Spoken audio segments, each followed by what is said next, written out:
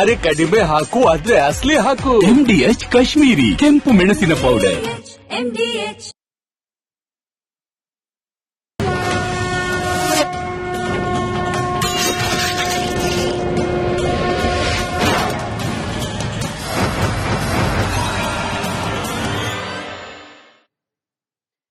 ಯಾವುದೇ ಕಾಂಪ್ರಮೈಸ್ ಇಲ್ಲದೆ republic Kannada 100% news ಕೊಡುತ್ತೆ. ಇದೇ ರೀತಿ ಓರಿಯಂಟ್ ಬೆಲ್ ಟೈಲ್ಸ್ ಕೂಡ 100% ಬಲಿಷ್ಠವಾಗಿವೆ. ನವ ಭಾರತಕ್ಕಾಗಿ ಹೊಸ ಆಯ್ಕೆ ಮುಖ್ಯ. ಇದೀಗ ಈ ಕ್ಷಣದ ಹೆಡ್ಲೈನ್ಸ್. ಶ್ರೀ ಕ್ಷೇತ್ರ ಧರ್ಮಸ್ಥಳ ವಿರುದ್ಧ ಷಡ್ಯಂತರ, ಅಪಪ್ರಚಾರಿಗಳಿಗೆ ಬಂತ ವಿದೇಶದಿಂದ ಹಣ, ಪಿತೂರಿ ಹಿಂದಿದೆಯಾ ಎನ್ಜಿಒಗಳ ಕೈವಾಡ.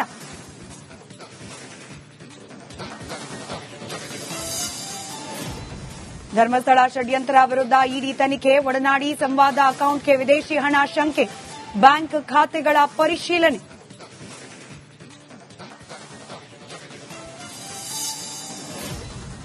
ಬಾನು ಮುಷ್ತಾಕ್ ಆಯ್ಕೆಗೆ ಭುಗಿಲೆದ್ದ ಆಕ್ರೋಶ, ಹಿಂದೂಗಳ ವಿರೋಧಕ್ಕೆ ಮಣಿಯದ ಸರ್ಕಾರ, ಜಟಾಪಟಿ ನಡುವೆಯೂ ನಾಳೆ ಮುಷ್ತಾಕ್ ಅವರಿಗೆ ಆಹ್ವಾನ. ಕೊಲೆ ಆರೋಪಿ ದರ್ಶನ್ ಜೈಲು ಶಿಫ್ಟ್ ಕೇಸ್ ನಾಳೆಗೆ ವಿಚಾರಣೆ ಮುಂದೂಡಿದ ಕೋರ್ಟ್, ಚಾಲೆಂಜಿಂಗ್ ಸ್ಟಾರ್ಗೆ ಟೆನ್ಷನ್.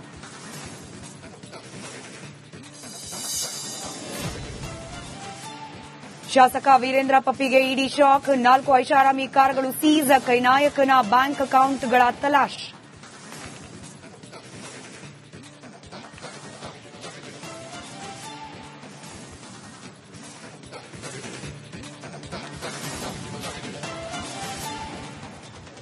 ನಮಸ್ಕಾರ, ಮಹಾಭಾರತ ಚರ್ಚಾ ಕಾರ್ಯಕ್ರಮಕ್ಕೆ ಸ್ವಾಗತ. ನಾನು ಸ್ಮಿತಾ ರಂಗನಾಥ್. ಈ ಧರ್ಮಸ್ಥಳ ಪ್ರಕರಣದಲ್ಲಿ ದಿನ ಕಳೆದಂತೆ ಕಥಾಹಂದರ ಪ್ಲಾಟ್ ಬದಲಾಗ್ತಾ ಹೋಗ್ತಾ ಇದೆ. ಇದೇ ರಿಪಬ್ಲಿಕ್ ಕನ್ನಡದ ಕ್ಯಾಮೆರಾ ಮುಂದೆ ಮಟ್ಟಣ್ಣನವರ್ ಮೊದಲ ಬಾರಿ ಸಂದರ್ಶನ ಕೊಟ್ಟ, ಮೊದಲ ಬಾರಿ ಕೊನೆ ಬಾರಿ ಎರಡೂ ಕೂಡ ಸಂದರ್ಶನ ಕೊಟ್ಟಾಗ ಚಿನ್ನಯ್ಯನಿಗಾಗ್ಲಿ ಆಗ ಮುಸುಕುದಾರಿ, ಈಗ ಚಿನ್ನಯ್ಯನಿಗಾಗ್ಲಿ ನಮಗಾಗ್ಲಿ ಸುಜಾತಾ ಭಟ್ಗಾಗ್ಲಿ ಸಂಬಂಧ ಇಲ್ಲ ಅಂತ ಹೇಳಿದ್ರು. ಇನ್ನು ಚಿನ್ನಯ್ಯನನ್ನ ಪ್ರಶ್ನೆ ಮಾಡಿದಾಗ ತಿಮರೋಡಿ ಅವರಾಗ್ಲಿ ಮಟ್ಟಣ್ಣನವರಾಗ್ಲಿ ಪರಿಚಯ ಇಲ್ಲ, ನಾನಾಗೆ ಪಾಪ ಪ್ರಜ್ಞೆಯಿಂದ ಬಂದಾತ ಅಂತ ಹೇಳಿದ್ರು. ಇನ್ನು ಇದೇ ಪ್ರಕರಣದ ಎರಡನೇ ದೂರುದಾರರಾದ ಜಯಂತ್ ಅವ್ರು ಹೇಳಿದ್ದೇನು, ಸುಜಾತಾ ಭಟ್ ಕಷ್ಟ ಅನ್ಕೊಂಡ್ ಬಂದ್ರು, ಅದಾದ ನಂತರದಲ್ಲಿ ಸಹಾಯ ಮಾಡಿದ್ವಿ, ಅದನ್ನ ಹೊರತುಪಡಿಸಿದ್ರೆ ನಮಗೂ ಅವರಿಗೂ ಹಿಂದಿನಿಂದ ಯಾವುದೇ ರೀತಿಯ ಸ್ನೇಹ ಪರಿಚಯ ಯಾವುದೂ ಇರಲಿಲ್ಲ ಅಂತ ಹೇಳಿ. ಆದ್ರೆ ದಿನಗಳೆದಂತೆಲ್ಲ ಒಬ್ಬರಿಗೊಬ್ಬರು ಪರಿಚಿತರಿದ್ರು ಅನ್ನೋದಕ್ಕೆ ಪೂರಕವಾದ ಅಂಶಗಳು, ಸಾಕ್ಷ್ಯಗಳು, ಇನ್ಫ್ಯಾಕ್ಟ್ ಅವರದ್ದೇ ಹೇಳಿಕೆಗಳು ಬಹಿರಂಗಪಡಿಸ್ತಾ ಇದೆ. ಎಲ್ಲರೂ ಕೂಡ ಬಹುತೇಕ 2 ವರ್ಷಗಳ ಕಾಲದಿಂದ ಒಬ್ಬರಿಗೊಬ್ಬರು ಸಂಪರ್ಕದಲ್ಲಿದ್ರು ಅನ್ನೋದು. ಸೌಜನ್ಯ ಕುಟುಂಬಸ್ಥರಿಗೂ ಹಾಗೆ ಈ ಚಿನ್ನಯ್ಯನಿಗೂ ಪರಿಚಯ ಇಲ್ಲ ಅನ್ನೋ ವಾದ ಕೂಡ ಇತ್ತು. ಆದ್ರೆ ಕೆಲವರಿಗೆ ಕೊಟ್ಟ ಹೇಳಿಕೆಗಳಲ್ಲಿ ಇದೀಗ ಬಹಿರಂಗ ಆಗ್ತಾ ಇದೆ. ವಿಠಲ್ ಗೌಡ, ಸೌಜನ್ಯ ಅವರ ಮಾವ, ಅವರೇನೆ ಚಿನ್ನಯ್ಯನ ಅಕ್ಕ ರತ್ನ ಅವರ ಮೂಲಕ ಚಿನ್ನಯ್ಯನನ್ನ ಕರೆತಂದದ್ದು ಅಂತ ಹೇಳಿ. ಸತ್ಯ ಯಾವುದು ಸುಳ್ಳು ಯಾವುದು ಎಸ್ಐಟಿ ಹೇಳಬೇಕು. ಆದ್ರೆ ನಾನಿಲ್ಲಿ ಹೇಳಿಕ್ ಹೊರಟ ವಿಚಾರ, ಯಾರೆಲ್ಲ ಸೌಜನ್ಯ ಪರ ಹೋರಾಟಗಾರರಿದ್ರು ಅವರಿಗೂ ಎಸ್ಐಟಿ ತನಿಖೆಗೂ ಸಂಬಂಧ ಇಲ್ಲ ಅನ್ನೋ ವಾದ ಸುಳ್ಳು. ಎಸ್ಐಟಿ ವಾದದ ಭಾಗವಾಗಿ ಬಂದಿರುವ ಚಿನ್ನಯ್ಯ, ಸುಜಾತಾ ಭಟ್ ಹಾಗೆ ಸೌಜನ್ಯ ಹೋರಾಟಗಾರರು ಪರಿಚಿತರಿದ್ರು ಅನ್ನೋದು ಪ್ರೂವ್ ಆಯ್ತು. ಈಗ ಷಡ್ಯಂತ್ರ ಅನ್ನೋ ಬಿಜೆಪಿಯ ಆರೋಪ ಏನಿದೆ, ವಿದೇಶಿ ಫಂಡಿಂಗ್ ಅನ್ನೋ ಬಿಜೆಪಿಯ ಆರೋಪ ಏನಿದೆ, ಇದು ಪ್ರೂವ್ ಆಗುತ್ತಾ ಅನ್ನೋ ಕುತೂಹಲ. ಈ ಕುತೂಹಲಕ್ಕೆ ಕಾರಣವಾಗಿದ್ದು ಇವತ್ತು ಇಷ್ಟು ದಿನ ಎಸ್ಐಟಿ ನಡೆಸ್ತಾ ಇದ್ದ ಧರ್ಮಸ್ಥಳ ವಿಚಾರದ ತನಿಖೆಗೆ ಇಡಿ ಎಂಟರ್ ಆಗೋ ಸಾಧ್ಯತೆಗಳು ಕಂಡು ಬರ್ತಾ ಇದೆ. ಇಡಿ ಎಂಟರ್ ಆದ್ರೆ ಈ ಷಡ್ಯಂತ್ರ ಇದೆಯಾ ಇಲ್ಲವಾ ಗೊತ್ತಾಗುತ್ತಾ? ಏನೆಲ್ಲ ವಿಚಾರಗಳು ಬಹಿರಂಗ ಆಗೋ ಸಾಧ್ಯತೆ ಇದೆ? ನಿಜವಾಗ್ಲೂ ಕೂಡ ಒಂದು ಷಡ್ಯಂತ್ರ ಅನ್ನೋದು ಇದೆಯಾ?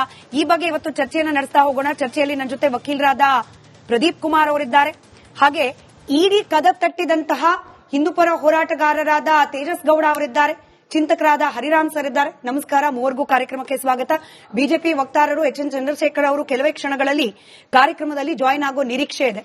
ಮೊದಲಾಗಿ ಕಂಪ್ಲೇಂಟ್ ಕೊಟ್ಟಿದ್ದು ತಾವಾಗಿದ್ರಿಂದ ತೇಜಸ್ ಅವರೇ ನಿಮ್ಮಿಂದಲೇ ಪ್ರಶ್ನೆಯನ್ನ ಪ್ರಾರಂಭ ಮಾಡ್ತೀನಿ. ತಾವು ಕೊಟ್ಟ ಕಂಪ್ಲೇಂಟ್ ನಲ್ಲಿ ಏನಿತ್ತು, ಹಾಗೆ ಧರ್ಮಸ್ಥಳದ ವಿಚಾರದಲ್ಲಿ ಈಡಿಗೆ ಹೋಗಬೇಕು ಅಂತ ತಮಗ್ ಅನ್ಸದ್ ಯಾಕೆ, ಅಥವಾ ಹೇಳಿದವರು ಯಾರು? ಮೊದಲನೇದಾಗಿ ರಿಪಬ್ಲಿಕ್ ವಾಹಿನಿ ಈ ವಿಚಾರವಾಗಿ ಸುದೀರ್ಘವಾಗಿ ಇನ್ವೆಸ್ಟಿಗೇಷನ್ ಜರ್ನಲಿಸಂ ಮುಖಾಂತರ ಒಂದೊಂದೇ ಸುಳ್ಳನ್ನ ಏನ್ ಬಯಲಿಗೆಳಿದ್ರಿ, ತಮ್ಗೆ ಧನ್ಯವಾದಗಳಕ್ಕೆ ಇಷ್ಟಪಡ್ತೀನಿ.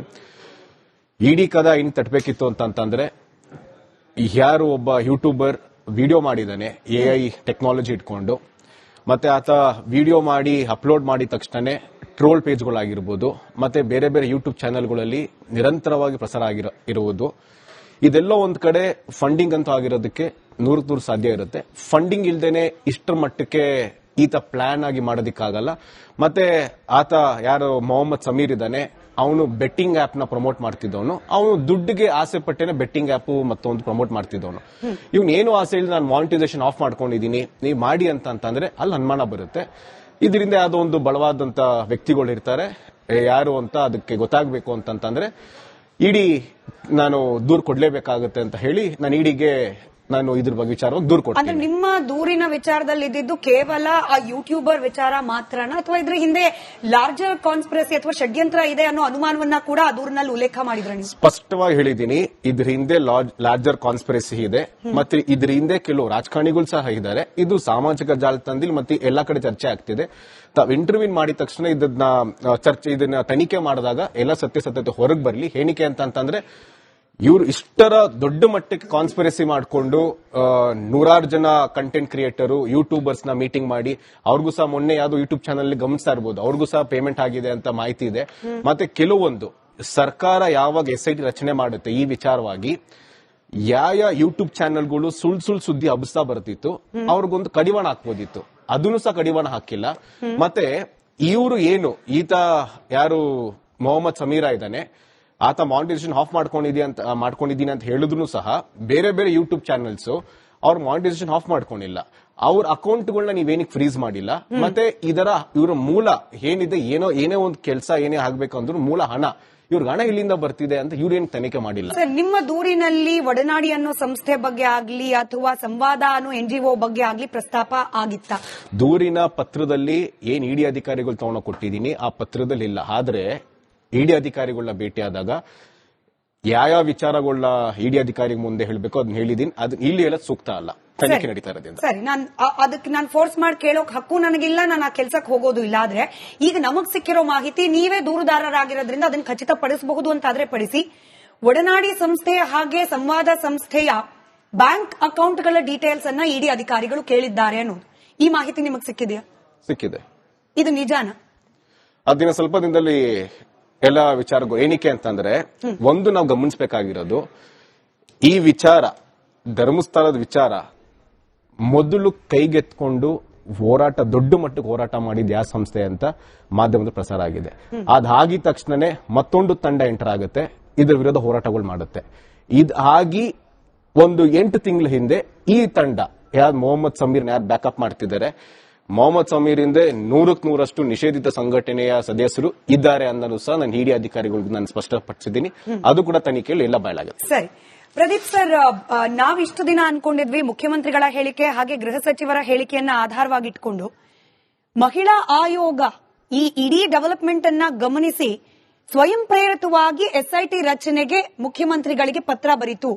ಆ ಪತ್ರವನ್ನ ಆಧಾರವಾಗಿಟ್ಕೊಂಡು SIT ರಚನೆ ಆಯಿತು ಅಂತ ಹೇಳಿ. ಆದ್ರೆ ಬಿಜೆಪಿ ಬಲವಾಗಿ ವಾದ ಮಾಡ್ತಾ ಬಂದಿತ್ತು, ಇದ್ರ ಹಿಂದೆ ಕಾನ್ಸ್ಪಿರಸಿ ಇದೆ, ಇದ್ರ ಹಿಂದೆ ಕೆಲ ಷಡ್ಯಂತ್ರ ಇದೆ, ಮಾಸ್ಟರ್ ಮೈಂಡ್ಗಳಿದ್ದಾರೆ ಅಂತ ಹೇಳಿ. ಆದ್ರೆ ಇವತ್ತು ಈ ಒಡನಾಡಿ ಸಂಸ್ಥೆಗೆ ಹೀಗೆ ಇಡಿ ಏನು ವಿಚಾರಣೆ ಕರೆದಿದ್ಯಂತೆ ಅನ್ನೋ ಮಾಹಿತಿ ಬಂದಾಗ ನಾನು ಹುಡುಕ್ತಿದ್ದಾಗ ಒಡನಾಡಿ ಸಂಸ್ಥೆಯ ಸ್ಟಾಲಿನ್ ಅವರೇ ಮಾತನಾಡಿರೋ ಒಂದು ವಿಡಿಯೋ ಲಿಂಕ್ ಸಿಕ್ತು. ಅದ್ರಲ್ಲಿ ಅವರು ಬಹಳ ಸ್ಪಷ್ಟವಾಗಿ ಹೇಳಿದ್ದಾರೆ, ಅವರದ್ದೇ ಇದು ಮಾತು, ಬೇರೆ ಯೂಟ್ಯೂಬ್ ಚಾನಲ್ ಆಗಿರೋದ್ರಿಂದ ಅದನ್ನ ನಾನು ಪ್ಲೇ ಮಾಡ್ಲಿಕ್ಕೆ ಆಪ್ಷನ್ ಇಲ್ಲ. SIT ರಚನೆಗೆ 2-3 ವಾರಗಳ ಮುಂಚೆ ನಾನೇ ಹೋಗಿ ಮಹಿಳಾ ಆಯೋಗದ ಮುಂದೆ ಕೂತು ನನ್ನ ಬಳಿ ಇದ್ದ ಪ್ರತ್ಯಕ್ಷದರ್ಶಿನ ಅವ್ರ ಮುಂದೆ ಕೂರಿಸಿ ಮಹಿಳಾ ಆಯೋಗದ ಅಧ್ಯಕ್ಷೆ ನಾಗಲಕ್ಷ್ಮಿ ಚೌಧರಿಯರನ್ನ ಕನ್ವಿನ್ಸ್ ಮಾಡಿದೆ. ನಾನು ಕನ್ವಿನ್ಸ್ ಮಾಡಿದ ನಂತರದಲ್ಲೇನೆ SIT ರಚನೆ ಮಾಡ್ಲಿಕ್ಕೆ ಅವ್ರ ಪತ್ರ ಬರೆದಿದ್ದು. ಅಂದ್ರೆ ಮುಖ್ಯಮಂತ್ರಿಗಳು ಗೃಹ ಸಚಿವರು ಹೈಡ್ ಮಾಡಿದ್ರ ಸುಳ್ಳು ಹೇಳಿದ್ರ ವಿಚಾರವನ್ನ? ಅಲ್ಲ, ಅವರೇ ಸ್ಪಷ್ಟಪಡಿಸಬೇಕು, ನನಗಂತೂ ಗೊತ್ತಿಲ್ಲ. ನಾವು ಮಾಧ್ಯಮದಲ್ಲಿ ನೋಡಿದ ಹಾಗೆ, ನಾವು ಮಾಧ್ಯಮದಲ್ಲಿ ತಿಳ್ಕೊಂಡ ಹಾಗೆ, ಈಗ ನೀವು ಹೇಳಿದ ಏನು ಅವ್ರೇನು ಹೇಳಿದ್ರು ಒಡನಾಡಿ ಸಂಸ್ಥೆಯವರು ಮಾತಾಡಿದ್ದಾರೆ, ನಾನು ನೋಡಿದೆ. ಅವರು ನನ್ನ ಹತ್ರ ಒಬ್ರು ವಿಟ್ನೆಸ್ ಆಗಿ ಒಬ್ರು ಮಹಿಳೆ ಬಂದ್ರು, ನಾನು ಅವ್ರನ್ನ ಕರ್ಕೊಂಡೋಗಿ ಕೊಟ್ಟಿದ್ದು ನಿಜ ಅಂತ ಅವ್ರು ಒಪ್ಕೊಂಡಿದ್ದಾರೆ. ಆದ್ರೆ ಇರ್ಬೋದು, ಅವರು ಹೇಳಿರೋದು ನಿಜ ಆಗಿರ್ಬೋದು, ಮೇ ಬಿ ಇವರು ನಾಗಲಕ್ಷ್ಮಿ ಅವರು ಅದರ ಆಧಾರದ ಮೇಲೆ ಲೆಟರ್ ಬರ್ದಿರೋದು ನಿಜ ಇರ್ಬೋದು, ಪಬ್ಲಿಕ್ ಇಂದ ಅದೇ ಟೈಮಲ್ಲಿ ಡಿಮ್ಯಾಂಡ್ ಬಂದಿರೋದು ನಿಜ. ಈ ಏನ್ ಇವ್ರು ಲೆಟರ್ ಬರೆದ್ರಲ್ಲ, ಲೆಟರ್ ಬರೆಯಕ್ಕೆ ಹಿಂದಿನ ದಿವಸ 2-3 ಬಾರಿ ಇದು ಫ್ರೀಡಂ ಪಾರ್ಕ್ ಅಲ್ಲಿ ಡಿಮ್ಯಾಂಡ್ ಮಾಡಿದ್ರು. ಒಂದಷ್ಟು ಪ್ರಗತಿಪರರು ಮೀಟಿಂಗ್ ಮಾಡಿದ್ರು. ಸಿದ್ದರಾಮಯ್ಯನವ್ರನ್ನ ಭೇಟಿ ಮಾಡಿ ನಮಗೆ SIT ತನಿಖೆ ಮಾಡಬೇಕು ಅಂತ ಹೇಳಿದ್ರು. ಈ ಮೀನ್ ವೈಲ್ ಅವರು ಒಂದು ರೆಪ್ರೆಸೆಂಟೇಷನ್ ಕೊಟ್ಟಿದ್ರು, ಪ್ರಗತಿಪರರು ಕೂಡ ಒಂದು ಲೆಟರ್ ಕೊಟ್ಟಿದ್ರು. ಮೀನ್ ವೈಲ್ ಈ ಲೆಟರ್ ಮೇಲೆ ನಾನು ಮಾಡಿದೀವಿ ಅಂತ ಸಿದ್ದರಾಮಯ್ಯನವರು ಹೇಳಿದ್ರು. ಇಷ್ಟು ಮಾತ್ರ ನಮಗೆ ಗೊತ್ತಿರೋದು. ಬಟ್ ಪ್ರಗತಿಪರರ ಡಿಮಾಂಡ್ಗೆ ಮುಖ್ಯಮಂತ್ರಿಗಳ ರಿಯಾಕ್ಷನ್ ಏನಾಗಿತ್ತು? ಯಾರೋ ಹೇಳ್ತಾರೆ ಅಂತ ಹೇಳಿ ನಾವು ನಿಜ ನಿಜ ಆ ಮಾತನ್ನು ಕೂಡ ಒಪ್ತೀನಿ. ಯಾರೋ ಹೇಳ್ತಾರೆ ನಾನು ಮಾಡಕ್ಕಾಗತ್ತೇನ್ರಿ ನಡೀರಿ ಅಂತ ಅದನ್ನೂ ಅಂದ್ರು. ಆದ್ರೆ ಅವ್ರು ಬರೀಬೇಕಾದ್ರೆ ಲೆಟರ್ SIT ತನಿಖೆ ಮಾಡ್ಬೇಕಾದ್ರೆ ಆದೇಶ ಮಾಡ್ಬೇಕಾದ್ರೆ ಆದೇಶದಲ್ಲಿ ಸ್ಪಷ್ಟವಾಗಿ ಉಲ್ಲೇಖನ ಆಗಿರ್ತಕ್ಕಂಥದ್ದು ಮಹಿಳಾ ಆಯೋಗವರು ಬರೆದಿರ್ತಕ್ಕಂಥ ಲೆಟರ್ನ ಆಧಾರದ ಮೇಲೆ ನಾನು SIT ಕಾನ್ಸ್ಟಿಟ್ಯೂಷನ್ ಮಾಡಿದೀನಿ ಅಂತ ಹೇಳಿದ್ರು.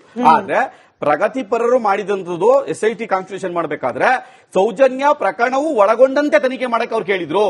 ಆದ್ರೆ ಸಿದ್ದರಾಮಯ್ಯನವರು ಸೌಜನ್ಯ ಪ್ರಕರಣವನ್ನು ಹೊರಗಡೆ ಇಟ್ಟು SIT ತನಿಖೆ ಮಾಡಿದ್ರು. ಅದರಲ್ಲೂ ಕೂಡ ಷಡ್ಯಂತ್ರ ಇದೆ. ಯಾವ ತರ ಷಡ್ಯಂತ್ರ?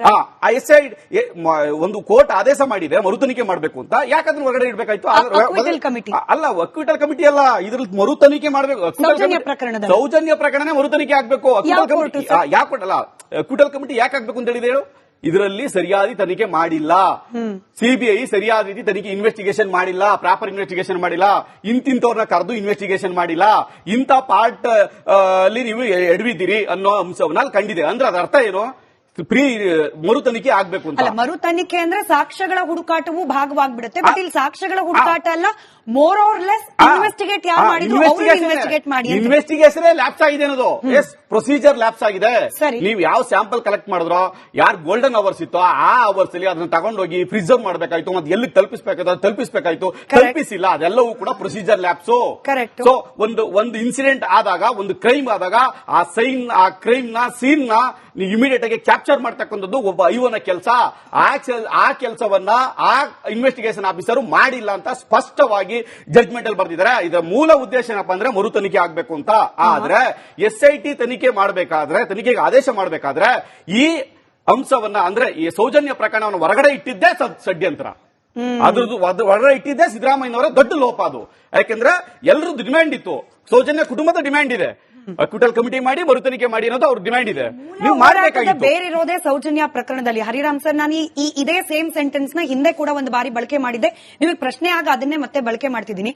ಹೋರಾಟದ ಮೂಲ ಸ್ವರೂಪ ಹೋಗ್ತಾ ಹೋಗ್ತಾ ಕಳ್ಕೊಂಡ್ಬಿಡುತ್ತಾ ಅಂತ ಹೇಳಿ. ಯಾಕಂದ್ರೆ ಇಡೀ ಧರ್ಮಸ್ಥಳದ ವಿಚಾರ ದೇಶದ ಮಟ್ಟದಲ್ಲಿ ಯಾಕೆ ಸುದ್ದಿಗೆ ಬಂತು ಅಂದ್ರೆ ಸೌಜನ್ಯ ರೇಪ್ ಅಂಡ್ ಮರ್ಡರ್ ಕೇಸಿಂದ.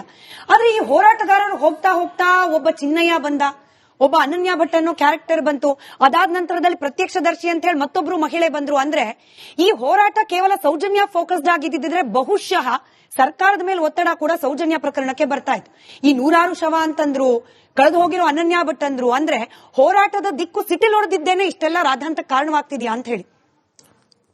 ಖಂಡಿತವಾಗ್ಲೂ ಕೂಡ ಒಂದು ನಮ್ಮ ಪ್ರದೀಪ್ ಹೇಳ್ತಾ ಇದ್ದಾಗೆ ಇದು ನನಗೂ ಕೂಡ ಮೊನ್ನೆ ನಾನು ಕೂಡ ಹೋಗಿದ್ದೆ ಧರ್ಮಸ್ಥಳಕ್ಕೆ, ಸೌಜನ್ಯ ಮನೆಗೆ ಹೋಗಿ ಭೇಟಿ ಮಾಡ್ಕೊಂಡ್ ಬಂದು ನೋಡಿದಾಗ ಬಹಳ ದುಃಖ ಅನ್ಸುತ್ತೆ. ಯಾಕಂದ್ರೆ ಸೌಜನ್ಯ ಕೊಲೆ ಆಗಿರೋದು ಸತ್ಯ, ಅದರಲ್ಲೂ ಕೂಡ ಆಕೆ ಮೇಲೆ ಭೀಕರವಾಗಿ ಅತ್ಯಾಚಾರ ಆಗಿ ಭೀಕರವಾಗಿ ಹತ್ಯೆ ಆಗಿರೋದು ಸತ್ಯ ಅದು.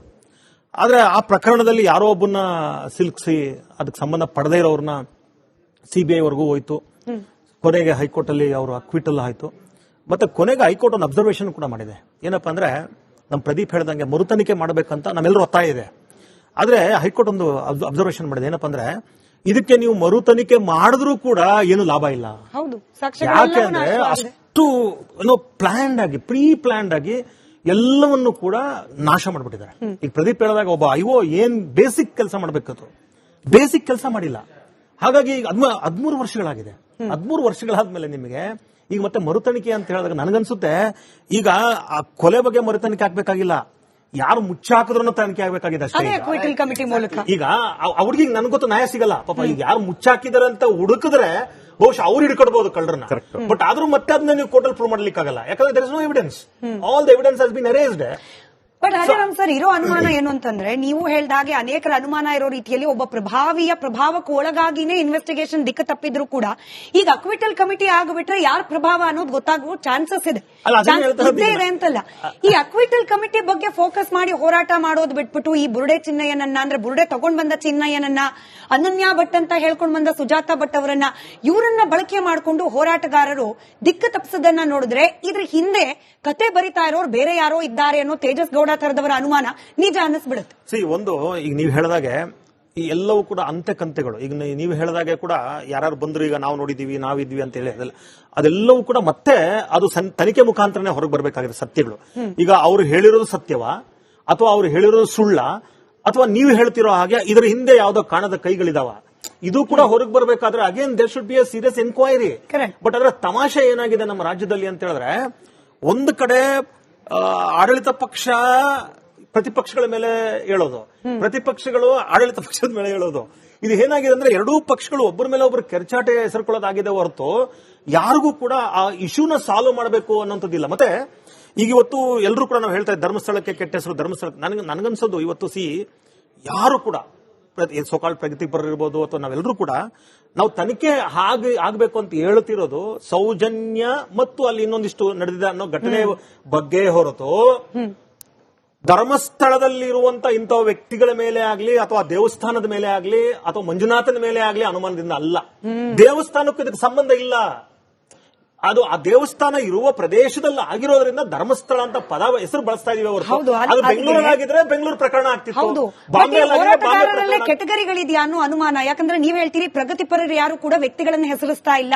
ಬಟ್ ಇದೇ ಹೋರಾಟದ ಭಾಗವಾಗಿರೋರು ಕೇವಲ ವ್ಯಕ್ತಿ ಹೆಸರಲ್ಲ, ಅವ್ರ ಇಡೀ ಖಾನ್ದಾನು, ಹಾಗೆ ಅವ್ರಿಗಿರುವ ಹೆಸರಿಗೆ ಉಪ ಹೆಸರುಗಳನ್ನ ಕೊಟ್ಟು, ಕರಿಬಾರದ ಹೆಸರುಗಳಲ್ಲಿ ಕೊಟ್ಟು, ಅಂದ್ರೆ ಡಿಫೇಮಿಂಗ್ ಟು ದ ಕೋರ್ ಅನ್ನೋ ರೀತಿಯಲ್ಲಿ ಆಗ್ಬಿಟ್ಟಿದೆಯಲ್ಲ, ಇದ್ರ ವಿರುದ್ಧ ಕೂಡ ಈಗ ಉದಾಹರಣೆಗೆ ಈಗ ನಾನು ನಿಮ್ಮನ್ನ ಡಿಫೇಮ್ ಮಾಡ್ತಾ ಇದ್ದೀನಿ. ಉದಾಹರಣೆಗೆ ಆ ಪ್ರಕರಣದಲ್ಲಿ ನೀವು ಭಾಗಿಯಾಗಿರೋ ನನಗೆ ಗೊತ್ತಿಲ್ಲ, it has to be investigated. ಈಗ ನಾನು ನಿಮ್ಮ ಮೇಲೆ ಒಂದು ಅಲಿಗೇಷನ್ ಆಗ್ತಾ ಇದ್ದೀನಿ, there is a court, you could have gone to the court and told that ನಾನು ನಿಮ್ಮನ್ನ ಮಾನಹಾರ ಮಾಡ್ತಾ ಇದ್ದೀನಿ ಅಥವಾ ನಿಮ್ಗೆ ಅಂತದ್ದು ನಿಮ್ಮ ಮೇಲೆ ಮಾನನಷ್ಟವನ್ನು ಮಾಡುವಂತ ಕೆಲಸವನ್ನ ಮಾಡ್ತಾ ಇದ್ದೀನಿ ಅಂತೇಳಿ you could have gone to the court. ಮಾಡೋದು ಬೇಡ, ಕೋರ್ಟ್ ಹೋಗಿದ್ರು ಅವರು, ಕೋರ್ಟ್ ಹೋಗಿದ್ರು ಸರ್, ಸುಪ್ರೀಂ ಕೋರ್ಟ್ ವರ್ಗೂ ಹೋಗಿದ್ರು, ಕೋರ್ಟ್ ಮಾತಾಡಬಾರ್ದು ಅಂತ ಹೇಳಿಲ್ಲ, ಮಾತಾಡಬಹುದು ಅಂತ ಹೇಳಿದ್ರು ಸರ್. ಹಾಗಾಗಿ ಏನಾಗಿದೆ ಅಂತ ಹೇಳಿದ್ರೆ ಇವ್ರು ಹೇಳಿದ ಪ್ರದೀಪ್ ಹೇಳಿದಾಗ ಖಂಡಿತವಾಗ್ಲೂ ಕೂಡ ಹೋಗಿದ್ದಾರೆ, ಮತ್ತೆ ಕೋರ್ಟ್ ಹೋಗ್ಬಿಟ್ಟಾರೆ. ಇಲ್ಲ ಅದು ನೀವು ಅದನ್ನ ಸ್ಟೇ ಕೊಡ್ಲಿಕ್ಕೆ ಆಗಲ್ಲ ಅಂತ ಹೇಳಿದ್ರು. ಸರಿ, ಅಂದ್ರೆ ಈಗ ಕೋರ್ಟ್ ಆ ರೀತಿ ಹೇಳುತ್ತೆ ಅನ್ನೋದಾದ್ರೆ ಅದು ಯಾವ ಕಾರಣಕ್ಕೆ, ಏನು ಕತೆ. ಮತ್ತೆ ನನಗನ್ಸೋದು ಇದೆಲ್ಲದಕ್ಕೂ ಕೂಡ ತೆರೆ ಬೀಳ್ಬೇಕಂತ ಹೇಳಿದ್ರೆ ಆಡಳಿತದಲ್ಲಿರ್ತಕ್ಕಂಥ ಕಾಂಗ್ರೆಸ್ ಸರ್ಕಾರವಾಗ್ಲಿ ಬಿಜೆಪಿಯವರಾಗ್ಲಿ ಇದನ್ನ ನನಗನ್ಸುತ್ತೆ ಮುಕ್ತವಾಗಿ ಇದೊಂದು ಪ್ರಕರಣವನ್ನ ಪೊಲೀಸರ ಹೆಗಲಿಗೆ ಕೊಟ್ಬಿಟ್ಟು ಕ್ಲಿಯರ್ ಆಗಿ ನೀವು ಇದು ಒಂಥರ ಯಾವುದೇ ಪಕ್ಷಪಾತವಿಲ್ದೇನೆ, ಯಾವುದೇ ಒಂದು ಪ್ರಿಜುಡೀಸ್ ಇಲ್ದೇನೆ, ಈಗ ಬಿಜೆಪಿಯವರು ಮಾಡಿದಾರೆ ಅನ್ನೋದು ಪ್ರಿಜುಡೀಸ್ ಬೇಡ, ಕಾಂಗ್ರೆಸ್ನವರು ಮಾಡಿದಾರೆ ಅನ್ನೋ ಪ್ರಿಜುಡೀಸ್ ಬೇಡ, ಅದು ಪೊಲೀಸ್ ಅಥವಾ ಒಂದು ಕೊಲೆ ಆದಾಗ ಒಂದು ರೇಪ್ ಆದಾಗ ಹೇಗೆ ಇನ್ವೆಸ್ಟಿಗೇಷನ್ ಮಾಡ್ತಾನೋ ಹಾಗೆ ಮಾಡಿದ್ರೆ ಸಿಕ್ಕಾಕತ್ತಾರೆ. ಬಿಜೆಪಿಯಲ್ಲಿರೋರು ಮಾಡಿದಾರ, ಕಾಂಗ್ರೆಸ್ನಲ್ಲಿರೋರು ಮಾಡಿದಾರ, ಅಥವಾ ಇಬ್ರು ಫ್ರೆಂಡ್ಸ್ ಸೇರಿ ಮಾಡಿದಾರ. ಬಿಜೆಪಿ ಕಾಂಗ್ರೆಸ್ ಅನ್ನೋ ಪಾಲಿಟಿಕ್ಸ್ ಅನ್ನ ಮೀರಿ ಬೇರೆ ಎಲ್ಲೋ ಒಂದು ಹಂತದಲ್ಲಿ ಯಾಕೆ ಹೇಳ್ತಿದ್ದೀನಿ ಸರ್, ನಾವು ಷಡ್ಯಂತ್ರ ಅನ್ನೋದ್ರ ಬಗ್ಗೆ ಮಾತನಾಡ್ತಾ ಇದ್ವಿ, ಇಡಿ ಎಂಟ್ರಿ ಬಗ್ಗೆ ಮಾತನಾಡ್ತಾ ಇದ್ವಿ. ಇಡಿ ನಿಮಗೂ ಗೊತ್ತಿರೋ ಹಾಗೆ ಹಣಕಾಸಿನ ವಹಿವಾಟಿನ ಬಗ್ಗೆ ಅನುಮಾನ ಇದ್ದಾಗ ಎಂಟ್ರ್ ಆಗುದು. ಇವತ್ತು ಒಡನಾಡಿ ಹಾಗೆ ಸಂವಾದದಂತಹ NGOಗಳ ಅಕೌಂಟ್ ಡೀಟೇಲ್ಸ್ ಅನ್ನ ತರಿಸ್ಕೊಂಡಿರೋ ವಿಚಾರ ನಿಜವೇ ಆದ್ರೆ ಈ ಧರ್ಮಸ್ಥಳದಲ್ಲಿ ನಡೀತಾ ಇರುವ ಒಂದು ಪಕ್ಕಾ criminal case, rape and murder ನಂತಹ ಒಂದು ಹೀನಸ್ ಕ್ರೈಮ್ ನ ತನಿಖೆಗೂ ಒಡನಾಡಿ ಸಂಸ್ಥೆಗೆ ಹಣ ಯಾಕೆ ಕೊಡ್ತಾರೆ? ಯಾಕಂದ್ರೆ ಒಡನಾಡಿ ಸಂಸ್ಥೆಯ ಸ್ಟಾಲಿನ್ ಅವರು ಕೂಡ ಅನೇಕ ಬಾರಿ ಮಾತನಾಡ್ಬಿಟ್ಟಿದ್ದಾರೆ ಧರ್ಮಸ್ಥಳದ ಬಗ್ಗೆ. ಹಾಗಾದ್ರೆ ಮಾತನಾಡಿದ್ದು ಈ ದುಡ್ಡನ್ನ ಪಡೆದುಕೊಂಡ, ಹಿಂಗೊಂದು ಅನುಮಾನ ಬಂದೇ ಬರುತ್ತೆ. ಇದು ಬಿಜೆಪಿ ಕಾಂಗ್ರೆಸ್ ಆ ಪಾಲಿಟಿಕ್ಸ್ ನ ಮೀರಿದ ಬೇರೆ ಏನೋ ಷಡ್ಯಂತ್ರ ಅನ್ನೋ ಅನುಮಾನ ಬರೋದು. ಅದಕ್ಕೆ ಅನುಮಾನ ಅನ್ನೋದಿದೆಯಲ್ಲ, ಅದು ನಿಮಗೆ ಹೇಗ್ ಬೇಕಾದ್ರೂ ಬರ್ಬೋದು, ಯಾರ ಮೇಲೆ ಬೇಕಾದ್ರೂ ಬರ್ಬೋದು. ಈಗ ನೀವು ಹೇಳಿದಾಗೆ ಈಗ ಹಣ, ಈಗ ಉದಾಹರಣೆಗೆ ಸ್ನೇಹಿತರು ಹೇಳ್ತಿದ್ರು ಅಲ್ಲಿ ಒಂದಿಷ್ಟು ಮನಿ ಇನ್ವಾಲ್ವ್ ಆಗಿದೆ, ದುಡ್ಡು ಇನ್ವಾಲ್ವ್ ಯಾರೋ ಕೊಡ್ತಾ ಇದಾರೆ ಅಂತ ಹೇಳಿ. ಅದನ್ನು ಕೂಡ ಅಷ್ಟೇ, ಈಗ ಅವ್ರು ಹೇಳಿದ್ದಾಗ್ಲಿ ನೀವ್ ಹೇಳಿದ್ದಾಗ್ಲಿ ನಾನು ಹೇಳಿದ್ದಾಗ್ಲಿ ಅದು ಅಭಿಪ್ರಾಯ ಆಗ್ತದೆ. ಅಲ್ಟಿಮೇಟ್ಲಿ ಸತ್ಯ ಆಗೋದು ಯಾವಾಗಪ್ಪ ಅಂದ್ರೆ when it has been investigated, when the facts, ಅದು ಸತ್ಯತೆಗಳು ಹೊರಬಂದಾಗ ಮಾತ್ರ ಅದು ಗೊತ್ತಾಗೋದು. ಅದಕ್ಕೆ ಉದಾಹರಣೆಗೆ ಇಡಿ ಕಂಪ್ಲೇಂಟ್ ಕೊಟ್ಟಿದ್ದಾರೆ, ED will come out with the fact. So ಅದು ಬರೋದಕ್ಕೆ ಮೊದಲೇ ನಾವು ಅವರು ಯಾಕಂದ್ರೆ ಏನಾಗುತ್ತಂದ್ರೆ ಈ ಪ್ರಕರಣದಲ್ಲಿ ಈಗ ನಾನು ಅವ್ರ ಪರ ಇದ್ದೀನಿ ಅಂತಲ್ಲ, ನಾಳೆ ಏನಾಗುತ್ತಂದ್ರೆ ಯಾವುದೇ ಒಬ್ಬ ವಿಸಿಲ್ ಬ್ಲೋವರ್ ಯಾವುದೇ ಒಂದು ಸಮಸ್ಯೆ ಬಂದಾಗ ಮುಂದೆ ಬರ್ಲಿಕ್ಕೆ ಹೋಗಲ್ಲ. ಯಾಕಂದ್ರೆ ನಾನು ಮುಂದೆ ಹೋಗಿ ನಾನೇ ಸಿಕ್ಕಾಕೋಬೇಕು ಅಂತ ಹೇಳಿ. ಈಗ ನಾನು ನಿಜವಾಗ್ಲೂ ಕೂಡ ಒಂದು ಬೇರೆ ಏನೋ ಮನಸ್ಸಿನಲ್ಲಿ ಇಟ್ಕೊಂಡು ಒಂದು ಪ್ರಿಜುಡಿಸ್ ಇಸ್ಕೊಂಡು ಯಾರನ್ನೋ ಟಾರ್ಗೆಟ್ ಮಾಡಿದಾಗ ನನ್ಗೆ ಶಿಕ್ಷೆ ಆಗ್ಲಿ. ಬಟ್ ಆದ್ರೆ ಒಂದು ನಿಜವಾದಂತ ಪ್ರಕರಣಗಳಲ್ಲಿ ಸತ್ಯ ಗೊತ್ತಿದ್ರು ಅಥವಾ ಅವ್ರು ನೋಡಿದ್ರು ಕೂಡ ನಾಳೆ ನೋಡಪ್ಪ ಈ ಸೌಜನ್ಯ ಪ್ರಕರಣದಲ್ಲಿ ಹಿಂಗಾಯ್ತು ಅಥವಾ SIT ಪ್ರಕರಣದಲ್ಲಿ ಹಿಂಗಾಯ್ತು, ನಾಳೆ ಹೋದ್ರೆ ನಮ್ಮನ್ನ ಸಿಕ್ಕಾಯಿಸ್ತಾರೆ ಅನ್ನೋ ವ್ಯವಸ್ಥೆ ಅನ್ನೋ ಭಯದಲ್ಲಿ ನಾಳೆ ಈ ತರದ ಅನೇಕ ಪ್ರಕರಣಗಳು ಮುಚ್ಚೋಗ್ಬೋದು.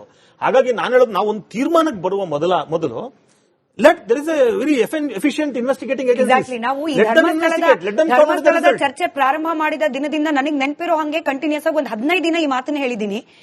ಮಾಧ್ಯಮದಲ್ಲಿ ನಾವು ಚರ್ಚೆಗೆ ತೆಗೆದುಕೊಳ್ತಾ ಇರೋದು ಮೀಡಿಯಾ ಟ್ರಯಲ್ ಆಗ್ಲಿ ಅನ್ನೋ ಕಾರಣಕ್ಕಲ್ಲ. ಈ ಧರ್ಮಸ್ಥಳದ ವಿಚಾರ ಡಿಜಿಟಲ್ ಪ್ಲಾಟ್ಫಾರ್ಮ್ಗಳಲ್ಲಿ ಎಷ್ಟರ ಮಟ್ಟಿಗೆ ಚರ್ಚೆ ಆಗ್ಬಿಟ್ಟಿದೆ ಅಂದ್ರೆ, ಕೇವಲ ಒಂದು ಬದಿಯ ವಾದ ಮಾತ್ರ ಯಾಕೆ ಜನರಿಗೆ ತಲುಪಿಸಬೇಕು? ಎರಡು ಬದಿಯದ್ದು ಕೇಳಲಿ ಅಲ್ಲ. ಯೂಟ್ಯೂಬರ್ ಹೇಳ್ತಾ ಇರೋದು ಸತ್ಯ ಅಂತ ನಂಬುವವರು, ಇಲ್ಲ ಇವ್ರು ಹೇಳ್ತಿರೋದ್ರಲ್ಲಿ ಏನೋ ಸುಳ್ಳು ಅಂತ ಭಾವಿಸ್ತಾ ಇರೋರು, ಎರಡೂ ವಾದವೂ ಕೂಡ ಜನರಿಗೆ ತಲುಪಲಿ ಅನ್ನೋ ಕಾರಣಕ್ಕೆ ಮಾತ್ರವೇ ಹೊರತು ನಾವು ಮೀಡಿಯಾ ಟ್ರಯಲ್ ಮಾಡೋ ಉದ್ದೇಶ ಇಲ್ಲ. ಹಾಗಾಗಿನೇ ತೇಜಸ್ ಅವರೇ, ನಾನು ಇದೂ ಒಂದು ಪ್ರಶ್ನೆಗೆ ಉತ್ತರ ಸಿಗ್ಬಿಡ್ಲಿ ಅನ್ನೋ ಕಾರಣಕ್ಕೆ ಕೇಳ್ತಾ ಇದ್ದೀನಿ. ಈಗ ಒಡನಾಡಿ ಅಂತ ಸಂಸ್ಥೆ ನೂರಾರು ಹೆಣ್ಣು ಮಕ್ಕಳಿಗೆ ಆಶ್ರಯ ಕೊಟ್ಟಿರೋ, ನೂರಾರು ಹೆಣ್ಣು ಮಕ್ಕಳಿಗೆ ಬದುಕಿನ ದಾರಿ ತೋರಿಸಿರೋ ಸಂಸ್ಥೆ ಧರ್ಮಸ್ಥಳದ ಪರವಾಗಿ ನಿಂತ್ರೆ ಅದಕ್ಕೆ ಆಕ್ಷೇಪ ಯಾಕೆ ಅಂತ ಹೇಳಿ. ಸ್ಟಾಲಿನ್ ಅವರು ಬಂದು ಧರ್ಮಸ್ಥಳದಲ್ಲಿ ಮಾತನಾಡಿದ್ರೆ ಅದಕ್ಕೆ ಅನುಮಾನ ಯಾಕೆ ಅಂತ ಹೇಳಿ. ನೋಡಿ, ಯಾರು ಅನುಮಾನ ಪಡ್ತಿಲ್ಲ. ಇಲ್ಲಿ ಸಮಸ್ಯೆ ಇರೋದೇನು ಅಂತಂದ್ರೆ, ಯಾವ ಒಂದು ವ್ಯಕ್ತಿ ಯೂಟ್ಯೂಬ್ ಅಲ್ಲಿ ವಿಡಿಯೋ ಮಾಡಿ ಅದನ್ನ ಬೇರೆ ಬೇರೆ ತರ ಎಲ್ಲ ಅಂದ್ರೆ ಇಲ್ಲಿ ವಿಡಿಯೋ ಮಾಡುವಂತ ವ್ಯಕ್ತಿ ಹೊರದೇಶದಲ್ಲಿ ಪ್ರಸಾರ ಆಗುತ್ತೆ, ಮತ್ತೆ ಬೇರೆ ಬೇರೆ ತರ ಅದನ್ನ ಕೋಟ್ ಮಾಡಕ್ಕಾಗತ್ತೆ. ಏನಾಗುತ್ತೆ ಅಂತಂದ್ರೆ, ಒಂದ್ ಕಡೆ ನಾವು ಯಾವ್ದೇ ಕೇಸ್ ತಗೊಂಡ್ರು, ಶಬರಿಮಲೆ ಕೇಸ್ ತಗೊಂಡಿರ್ಬೋದು, ಈಶಾ ಕೇಸ್ ಆಗಿರ್ಬೋದು, ಏನೋ ಒಂದು ಆರೋಪ ಮಾಡ್ತಾರೆ, ಆರೋಪ ಮಾಡೋದು ದುಡ್ಡು ಸುದ್ದಿ ಆಗುತ್ತೆ. ಆ ಆರೋಪದಿಂದ ಮುಕ್ತ ಆಗೋದು ಯಾವ ಚಾನೆಲ್ಗೂ ಸುದ್ದಿ ಆಗಲ್ಲ. ಅಂದ್ರೆ ಇದ್ರ ಹಿಂದೆ ಯಾವ ತಂಡ ಕೆಲಸ ಮಾಡ್ತಿದೆ, ಇವರ ಮೂಲ ಉದ್ದೇಶ ಏನು ಅಂದ್ರೆ, ಟಾರ್ಗೆಟಿಂಗ್ ಆನ್ ನಮ್ಮ ಮಠ ಮಂದಿರ ಏನ್ ಸರಿ, ಎಷ್ಟು ಸರಿ ಇದೆ. ಇವ್ರ ಮೂಲ ಉದ್ದೇಶ, ಇವಾಗ ಯಾರು ಅತ್ಯಾಚಾರಕ್ಕೆ ಒಳಗಾಗಿದ್ದಾರೆ ಆ ಹೆಣ್ಮಗು ನ್ಯಾಯ ಸಿಗ್ಲೇಬೇಕು. ಯಾರು ಸಿಗಬಾರ್ದು ಅಂತ ಯಾರು ಹೇಳ್ತಿಲ್ಲ. ನಾವು ಅದ್ರ ಪಾಲ್ ನಿಲ್ಕೋಣ, ಆ ನ್ಯಾಯ ಸಿಗ್ಬೇಕು. ಆದ್ರೆ ಆ ಹೆಣ್ಮಗು ಮುಂದೆ ಇಟ್ಟು ಇವರ ಉದ್ದೇಶ ಏನಿದೆ, ಆತ ವಿಡಿಯೋ ಮಾಡಬೇಕಾದ್ರೆ ತುಂಬಾ ಸ್ಪಷ್ಟವಾಗಿ ಹೇಳ್ತಾನೆ, ಯಾಕೆ ಆ ದೇವಾಲಯ ಮುಜರಾಯಿಗೆ ತಗೋಬಾರ್ದು ಅಂತ ಹೇಳ್ತಾನೆ. ಮತ್ತೆ ವಯಸ್ಸಾಗಿರುವಂತ ಆ ತಾಯಿ ಸುಜಾತಾ ಭಟ್ ಅವ್ರು 2 ಕಲ್ಲು ಹೊಡೆದ್ರು ಪರವಾಗಿಲ್ಲ, ನಾವು ದಂಗೆ ಹೇಳಬೇಕು ಅಂತ ಹೇಳ್ತಾರೆ. ಅಂದ್ರೆ ಇವ್ರ ಮೂಲ ಉದ್ದೇಶ, ಇವ್ರು ಮೋಸಕ್ಕೆ ಅನ್ಯಾಯ ಒಳಗಾಗಿದ್ದಾರೆ, ಅದು ನ್ಯಾಯ ಕೇಳೋಕ್ಕಿಂತ ಹೆಚ್ಚಾಗಿ ನಮ್ಮ ಮಠ ಮಂದಿರ ಟಾರ್ಗೆಟ್. ಮತ್ತೆ ಇವ್ರಿಗೆ ಈ ತರ ಮಾತಾಡೋದಿಕ್ಕೆ, ಮತ್ತೆ ಈ ತರ ಫೇಸ್ಬುಕ್ ಮತ್ತೆ ಯೂಟ್ಯೂಬ್ ಅಲ್ಲಿ ಎಲ್ಲ ಚರ್ಚೆ ಆಗೋದಿಕ್ಕೆ ವಿತೌಟ್ ಸ್ಪೆಂಡಿಂಗ್ ₹1 ಸಾಧ್ಯ ಇಲ್ಲ. ಸರಿ ಪ್ರದೀಪ್ ಅವರೇ, ಈಗ ಇದೇ ಸ್ಟ್ಯಾನ್ಲಿ ಅವರು ಹೇಳಿರೋ ಒಂದು ಹೇಳಿಕೆ 2 ವರ್ಷದ ಹಿಂದೆ ಹೇಳ್ತಾರೆ, ಧರ್ಮಸ್ಥಳದ ಪರವಾಗಿ ಮಠ ಮಂದಿರ ಹಾಗೆ ಅಲ್ಲಿನ ಮಠಾಧಿಪತಿಗಳು, ಧರ್ಮಗುರುಗಳು ಎಲ್ಲರೂ ನಿಂತರೂ ಪರವಾಗಿಲ್ಲ, ಯಾರೋ ಒಬ್ಬ ಕಳ್ಳನಾದ್ರೂ ಬಂದ್ಬಿಟ್ಟು ಇವರೆಲ್ಲರ ಮುಖವಾಡ ಬಯಲಿಗೆಳಿತಾರೆ. ಇದು 2 ವರ್ಷದ ಹಿಂದೆ ಸ್ಟ್ಯಾನ್ಲಿ ಅವರು ಹೇಳಿದ್ರು. ಇದೇ ಹೇಳಿಕೆಯನ್ನ ಮತ್ತು 1 ವಾರದ ಹಿಂದೆ ಹೇಳ್ತಾರೆ, ನಾನು ಅವತ್ತೇ ಹೇಳಿದ್ದೆ, ಚಿನ್ನಯ್ಯನದ ತರದ ಯಾವುದೋ ಒಬ್ಬ ವ್ಯಕ್ತಿ ಬರ್ತಾನೆ, ಆತ ಎಲ್ಲವನ್ನ ಕೂಡ ಹೊರಗೆ ತರ್ತಾನೆ ಅಂತ ಹೇಳಿ ನಾನು ಮುಂಚೆನೆ ಹೇಳಿದ್ದೆ. ಈ ಹೇಳಿಕೆಗಳ ಬಗ್ಗೆ ಕೂಡ ಜನಕ್ಕೆ ಅನುಮಾನ ಬರ್ತಾ ಇದೆ. ಅಂದ್ರೆ ಚಿನ್ನಯ್ಯ ಕರ್ನಾಟಕಕ್ಕೆ ಗುರುತು ಸಿಕ್ಕಿದ್ದೇನೆ, ಈತ SIT ಹಾಗೆ ಅದಕ್ಕೆ ಮುಂಚೆ 164 ಸ್ಟೇಟ್ಮೆಂಟ್ ಮಾಡ್ಲಿಕ್ಕೆ ಕೋರ್ಟ್ಗೆ ಹೋದಾಗ. ಈ ಬಗ್ಗೆ ಸ್ಟ್ಯಾನ್ಲಿ ಅವರಿಗೆ 2 ವರ್ಷದ ಮುಂಚೆನೆ ಹೇಗೆ ಗೊತ್ತಾಯ್ತು? ಅಂದ್ರೆ ಈ ಕಾನ್ಸ್ಪಿರಸಿ ಅನ್ನೋ ಒಂದೇನು ವಾದ ಇದೆ, ಅದರಲ್ಲಿ ಸ್ಟ್ಯಾನ್ಲಿ ಅವರು ಕೂಡ ಭಾಗನ, ಅದರದ್ದೇ ಭಾಗನ ಚಿನ್ನಯ್ಯ, ಹಿಂಗೊಂದು ಅನುಮಾನದ ಬಗ್ಗೆ ಕೂಡ ಚರ್ಚೆ ಆಗ್ತಿದೆ. ಖಂಡಿತ ಆ ರೀತಿ ಕಾನ್ಸ್ಪಿರಸಿ ಮಾಡಿ, ಷಡ್ಯಂತ್ರ ಮಾಡಿ ಧರ್ಮಸ್ಥಳಕ್ಕೆ ಕೆಟ್ಟ ಹೆಸರು ತರಬೇಕು ಅಂತ ಪ್ಲಾನ್ ಮಾಡಿದ್ರೆ ಖಂಡಿತ ಪನಿಷ್ಮೆಂಟ್ ಆಗ್ಲಿ, ಅದ್ರಲ್ಲಿ ಏನ್ ಡೌಟೇ ಇಲ್ಲ. ಆಗಿದ್ರೆ ಒಳಗಡೆ ಹಾಕ್ಲಿ ಅವ್ರನ್ನ. ಆದ್ರೆ ಒಂದು ಕ್ರೈಮ್ ಸಂಬಂಧಪಟ್ಟಾಗೆ, ಒಂದು ಸಬ್ಜೆಕ್ಟ್ ಸಂಬಂಧಪಟ್ಟಾಗೆ ಅವ್ನ ವಿಟ್ನೆಸ್ ದಾರನಾಗಿ, ಸಾಕ್ಷಿದಾರನಾಗಿ ಬರ್ತೀನಿ, ನನ್ಗೆ ಸಹಾಯ ಮಾಡಿ ಅಂತ ಹೋಗಿದ್ರೆ ಅದು ಬೇರೆ, ಅದು ಕೂಡ ತನಿಖೆ ಆಗ್ಬೇಕು. ಅದು we can't come to the conclusion. ಎರಡೂ ಬರಬೇಕು ಅಂತಂದ್ರೆ, ಅವ್ರು ಆ ರೀತಿ ಹೇಳೋರೆ, ಆ ರೀತಿ ಕಾನ್ಸ್ಪಿರಸಿ ಮಾಡೋರೆ ಅಂತಂದ್ರೆ, ಈ ನೀವೇ SIT ತನಿಖೆಗೆ ಹೇಳ್ತಾ ಇದ್ರಿ, ಆ ತನಿಖೆ ಆಗ್ಲಿ, ಅವ್ರ ಮೇಲೆ ಒಂದು ಇಡಿನೂ ಆಗ್ಲಿ, ತೊಂದರೆ ಇಲ್ಲ. ನೀವು ಕೂಡ ಸೌಜನ್ಯ ಹೋರಾಟದಲ್ಲಿ ಭಾಗಿಯಾಗಿದ್ರಿಂದ ಕೇಳ್ತಾ ಇದ್ದೀನಿ ಸರ್, 2 ವರ್ಷದ ಹಿಂದಿನಿಂದ ಹಿಂಗೊಂದೇನಾದ್ರೂ ಚಿಂತನೆ ಇತ್ತಾ? ಅಲ್ಲಿ ಶವಗಳನ್ನ ಹೂಳ್ತಾ ಇದ್ದ ಒಬ್ಬ ವ್ಯಕ್ತಿಯನ್ನ ಕರೆದುಕೊಂಡು ಬಂದು ನೂರಾರು ಶವಗಳನ್ನ ಹೂತಿದ್ದೇನೆ ಅಂತ ಹೇಳಿ ಕತೆ ಕಟ್ಟಿ ಧರ್ಮಸ್ಥಳದ ವಿಚಾರ ಅಪಖ್ಯಾತಿಯನ್ನ ತರ್ತಾ ಸೌಜನ್ಯ ಪ್ರಕರಣವನ್ನ ಮುನ್ನೆಲೆಗೆ ತರಬೇಕು, ಹೀಗೇನಾದ್ರೂ ಷಡ್ಯಂತ್ರ ನಡೆದಿದ್ದು ತಮ್ಮ ಗಮನಕ್ಕೆ ಏನಾದ್ರೂ ಬಂದಿದೆ? ನಾನು ನಿಮ್ಮ ವಾಹಿನಿ ಮೂಲಕ ನಾನು ಸ್ಪಷ್ಟಪಡಿಸಿರ್ತೀನಿ, ನಾನು ಜಡ್ಜಿಮೆಂಟ್ ಬಂದ ಮೇಲೆ 2023 ನಂತರ ಜಡ್ಜ್ಮೆಂಟ್ ಓದಿದ ಮೇಲೆ ಈ ಪ್ರಕರಣನೇ ನನಗೆ ಗೊತ್ತಿರಲಿಲ್ಲ. ಆಕ್ಚುಲಿ ಈ ಹೋರಾಟ ಬಗ್ಗೆನೂ ನನಗೆ ಗೊತ್ತಿರಲಿಲ್ಲ, ಇದೇನಾಗಿದೆ ಅನ್ನೋದು ವಿಷಯನೂ ನನಗೆ ಗೊತ್ತಿರಲಿಲ್ಲ. ಈ ಜಡ್ಜ್ಮೆಂಟ್ ಬಂದ ಮೇಲೆ, ಜಡ್ಜ್ಮೆಂಟ್ ಕಾಪಿ ಓದಿದ ಮೇಲೆ ನಾವು ಸೌಜನ್ಯ ಪರ ಸಪೋರ್ಟ್ ಮಾಡಿದ್ವಿ. ಸೌಜನ್ಯ ಏನ್ ಅನ್ಯಾಯ ಆಗಿದೆ, ಸೌಜನ್ಯ ಕುಟುಂಬಕ್ಕೆ ನ್ಯಾಯ ಸಿಗಬೇಕು ಅನ್ನೋದಷ್ಟೇ. ಈ ಬುರ್ಡೆ ಕೇಸು ಇದೇನ್ ಮಾಡಿದಾರೆ ಇದ್ರ ಬಗ್ಗೆ ನನಗೆ ಗೊತ್ತಿಲ್ಲ. ಕಾನ್ಸ್ಪಿರಸಿ ಆಗಿದ್ರೆ 100ಕ್ಕೆ 100 ಭಾಗ ಒಳಿಕಾಕಿ, ನಮ್ದೇನ್ ಅಭ್ಯಂತರ ಇಲ್ಲ. ಆ ರೀತಿ ಫಾರಿನ್ ಫಂಡ್ ಬಂದಿದ್ರು ಕೂಡ ಅದನ್ನೂ ಕೂಡ ಎನ್ಕ್ವೈರಿ ಮಾಡಿ ವಸೂಲಿ ಮಾಡಿ ನಮ್ದೇನ್ ಅಭ್ಯಂತರ ಇಲ್ಲ. ಸರಿ, ಬಿಜೆಪಿ ವಕ್ತಾರರು ಚಂದ್ರಶೇಖರ್ ಅವರು ಜಾಯ್ನ್ ಆಗಿದ್ದಾರೆ. ಸರ್ ನಮಸ್ಕಾರ, ಕಾರ್ಯಕ್ರಮಕ್ಕೆ ಸ್ವಾಗತ. ಬಿಜೆಪಿದ ಒಂದು ದೊಡ್ಡ ಅಲಿಗೇಷನ್ ಇತ್ತು, ಇದ್ರ ಹಿಂದೆ ಷಡ್ಯಂತ್ರ, ಫಾರಿನ್ ಫಂಡಿಂಗು ಎಕ್ಸೆಟ್ರಾ ಎಕ್ಸೆಟ್ರಾ. ಇವತ್ತು ಇಡಿ ಎಂಟರ್ ಆಗಿದೆ ಅನ್ನೋ ಮಾಹಿತಿ ಇದೆ. ಅದ್ರ ಬಗ್ಗೆ ಅಧಿಕೃತವಾಗಿ ಖಚಿತತೆ ಸಿಗೋದು ಬಾಕಿ ಇದೆ. ಕಂಪ್ಲೇಂಟ್ ಕೊಟ್ಟ ತೇಜಸ್ ಗೌಡ ಅವರು ಕೂಡ ಇದ್ದಾರೆ. ಕಂಪ್ಲೇಂಟ್ ಕೊಟ್ಟಿದ್ದು ನಿಜ ಅಂತ ಹೇಳಿದ್ದಾರೆ. ಸ್ಟಾನ್ಲಿ ಅವರ ಒಂದು ಹೇಳಿಕೆ, ಒಡನಾಡಿ ಸಂಸ್ಥೆಯ ಸ್ಟಾನ್ಲಿ ಅವರ ಒಂದು ಹೇಳಿಕೆ ನೀವು ಬರಕ್ ಮುಂಚೆ ಡಿಸ್ಕಸ್ ಮಾಡ್ತಾ ಇದ್ವಿ. ಈ ಎಸ್ಐಟಿ ರಚನೆಗೆ 2 ವಾರದ ಮುಂಚೆ ನಾನು ಮಹಿಳಾ ಆಯೋಗದ ಅಧ್ಯಕ್ಷರನ್ನ ಭೇಟಿಯಾಗಿದ್ದೆ. ನಾನು ಒತ್ತಾಯವನ್ನ ಮಾಡಿದೆ. ನನ್ನ ಮನವಿಗೆ ಹೋಗುತ್ತೇನೆ ಅವರು ಮುಖ್ಯಮಂತ್ರಿಗಳಿಗೆ ಪತ್ರ ಬರೆದದ್ದು. ನೀವು ಎಡಚರರು ಅಂತ ಹೇಳ್ತಿದ್ರಿ, ಅಂದ್ರೆ ಲೆಫ್ಟಿಸ್ಟ್ ಐಡಿಯಾಲಜಿ ಇರುವವರ ಷಡ್ಯಂತರದಿಂದಾಗಿ ಎಸ್ಐಟಿ ರಚನೆ ಆಯ್ತು ಅಂತ ಹೇಳಿ. ಬಟ್ ಒಡನಾಡಿ ಒಂದು NGO, 100 ಹೆಣ್ಣು ಮಕ್ಕಳಿಗೆ ದಾರಿ ತೋರಿಸ್ತಾ ಇರುವ NGO, ಅವರನ್ನು ಕೂಡ ನೀವು ಲೆಫ್ಟ್ ಗ್ರೂಪಿಗೆ ಹಾಕ್ಬಿಟ್ರ ಅಂತ ಹೇಳಿ. ಅಲ್ಲ, ಒಂದು 2 ವಿಚಾರದಲ್ಲಿ ಚರ್ಚೆ ನಡೀತಾ ಇದೆ. ಒಂದು ಇಡಿ ಬಂದಿರತಕ್ಕಂಥದ್ದು, ಮತ್ತೊಂದು ಇಲ್ಲಿ ಡಿಸ್ಕಷನ್ ಶುರುವಾದ್ಮೇಲೆ ಸೌಜನ್ಯನ ವಿಚಾರ ಶುರುವಾಗಿದೆ. ನನ್ನ ಆತ್ಮೀಯ ಮಿತ್ರರಾದಂತಹ ನಮ್ಮ ಲೇಖಕರು ಹೇಳ್ತಾ ಇದ್ರು, ನಾವು ಪ್ರಗತಿಪರರು, ನಾವು ಯಾವುದೇ ವ್ಯಕ್ತಿನ ದೂಷಣೆ ಮಾಡ್ತಾ ಇಲ್ಲ, ನಾವು ಸಂತೋಷದಿಂದ ಒಪ್ಕೊಂತೀವಿ ಅವ್ರ ಮಾತನ್ನ. ಇನ್ನೊಂದು ಮಾತು ಹೇಳಿದ್ರು, ತನಿಖೆ ನಡಿಬೇಕಾದ್ರೆ ಕೋರ್ಟಲ್ಲಿ ತೀರ್ಪು ಕೊಡಬೇಕಾದ್ರೆ ಒಬ್ಬ ನಿರಪರಾಧಿನ ಅಪರಾಧಿ ಮಾಡಕ್ ಹೋಗಿದ್ರು ತನಿಖಾ ಸಂಸ್ಥೆಯವರು. ಸ್ವಾಮಿ, ಕೋರ್ಟ್ಗೆ ಗೊತ್ತಾಗ್ತಿರೋದು ನಿಮಗೆ ಗೊತ್ತಾಗ್ಬಿಟ್ಟಿದೆ, ಒಬ್ಬ ನಿರಪರಾಧಿನ ಅಪರಾಧಿ ಮಾಡಿ. ಸ್ವಲ್ಪ ನೀವು ಸೌಜನ್ಯ ಕೇಸ್ನ ಫಾಲೋ ಮಾಡ್ತೀವಿ, ನಿಮಗೆ ಗೊತ್ತಾಗುತ್ತೆ. ಕೋರ್ಟ್ ಅಲ್ಲಿ ಸಿಬಿಐ ಅಷ್ಟೊಂದು ಸಾಕ್ಷಿ ಕೊಟ್ಟಿದ್ರು ಕೋರ್ಟ್ ಅಲ್ಲಿ ಯಾಕೆ ಬಿತ್ತು ಅಂತ ಹೇಳಿ 2 ಪ್ರಮುಖ ಕಾರಣ ಸ್ಮಿತಾ. ಮೊದಲನೇದು, ಸೌಜನ್ಯನ ತಂದೆ ಏನಿದ್ರು, ತಂದೆನೇ ವಿಚಾರಣೆ ಟೈಮಲ್ಲಿ ಉಲ್ಟಾ ಹೊಡೆದ್ರು. ಸಂತೋಷ್ ರಾವ್ ಅಲ್ಲ ಇದು, ಬೇರೆ 3 ಜನ ಇದ್ದಾರೆ ಅಂತ ಹೇಳಿ. ಸಂತೋಷ್ ರಾವ್ ಅಲ್ವೇ ಅಲ್ಲ ಅಂತ ಯಾವಾಗ ಸೌಜನ್ಯ ತಂದೆ ಬಾಯಲ್ಲಿ ಬಂತು, ಅದಾದ್ಮೇಲೆ ಏನಾಯ್ತು, ನೇರವಾಗಿ ನೋಡಿದಂತಹ ಪ್ರತ್ಯಕ್ಷ ಸಾಕ್ಷಿ ಇರಲಿಲ್ಲ. ಇವೆರಡನ್ನ ಸೂಚನೆ. ಅದರ್ಥ ಏನು ಅಂತ ಹೇಳಿದ್ರೆ, ಈ ಪ್ರಗತಿಪರ ಹೋರಾಟ ಮಾಡ್ತಿದ್ದಲ್ಲ ಸೌಜನ್ಯ ಪರವಾಗಿ, ಸೌಜನ್ಯ ಪರ ಅಲ್ಲ ಹೋರಾಟ ಮಾಡ್ತಿರೋದು, ಸಂತೋಷ್ ರಾವ್ ಪರ. ನೀವು ನೋಡಿ, ಅವ್ರ ತಾಯಿಯನ್ನ, ಸೌಜನ್ಯ ಪರ ತಾಯಿಯನ್ನ ನೋಡಿ, ಅವ್ರ ಸುತ್ತಮುತ್ತ ಇರ್ತಕ್ಕಂಥದ್ದು ಯಾವತ್ತೂ ಸಂತೋಷ್ ರಾವ್ ಅವ್ರನ್ನ ಉಳಿಸ್ಕೊಳಕ್ಕೆ ಹೋದ್ರು. ಏನಿದೆ ಅದು ಹಿಂದೆ ನಿಮ್ಮ ಸಂತೋಷ್ ರಾವ್ ಅಪರಾಧಿ ಅಲ್ಲ, ಬೇರೆ ಯಾರೋ ಅಪರಾಧಿ ಇದ್ದಾರೆ, ಒಬ್ಬ ಅಮಾಯಕನಿಗೆ ಯಾಕೆ ಶಿಕ್ಷೆ ಆಗ್ಬೇಕು ಅಂತ ಹೇಳಿ ಅವರು ವಾದ. ಮರುತನಿಕೆಗಾಗ್ಲಿ ನೀವು ಸುಪ್ರೀಂ ಕೋರ್ಟ್ ಹೋಗೋ ವಿಚಾರದಲ್ಲಿ ಯಾಕೆ ತಡೆ ಮಾಡಿದ್ರಿ ನೀವು? ಸೆಂಟ್ರಲ್ ಗವರ್ಮೆಂಟ್ ನಿಮ್ದೇ ಅಲ್ವಾ ಸರ್? ಸೆಂಟ್ರಲ್ ಗವರ್ಮೆಂಟ್ ನಿಮ್ದೇ ಅಲ್ವಾ sir? CBI is the central government. You challenge, you advise, it is your government. ಅವರು CBI from past 2 years, why are waiting, waste the time. ಆಯ್ತು sir, your government is central government. Pradeep sir, ನೀವು ಕಳೆದ ಬಾರಿ debate ಬಂದಾಗ್ಲೂ ಕೂಡ Pradeep sir ನೀವು ಇದೇ ವಿಚಾರವನ್ನು ಪ್ರಸ್ತಾಪ ಮಾಡಿದ್ರಿ. ಅದಾದ ನಂತರದಲ್ಲಿ ನಾಲ್ಕೈದು ಮಂದಿ ವಕೀಲರನ್ನ ನಾನು ಸಂಪರ್ಕ ಮಾಡಿ ನಮ್ಮ ಚಾನೆಲ್ ನ ಮೂಲಕ ಕೇಳಿದಾಗ ಸೌಜನ್ಯ ವಿಚಾರದಲ್ಲಿ ಕೋರ್ಟ್ಗೆ ಹೋಗುವ ಅವಕಾಶ, ಅಂದ್ರೆ ಸುಪ್ರೀಂ ಕೋರ್ಟ್ಗೆ ಹೋಗುವ ಅವಕಾಶ ಇರೋದು ಸೌಜನ್ಯ ಕುಟುಂಬಸ್ಥರಿಗೆ, ಸರ್ಕಾರಕ್ಕಲ್ಲ. ಸುಳ್ಳು. ಇದು ನನ್ನ 20 ನಿಮಿಷ ಆದ್ಮೇಲೆ ಸಮಯ ಸಿಕ್ಕಿದೆ ಸರ್. ನಾನು ಒಂದ್ ಮಾತು ಹೇಳ್ತೀನಿ ಸರ್.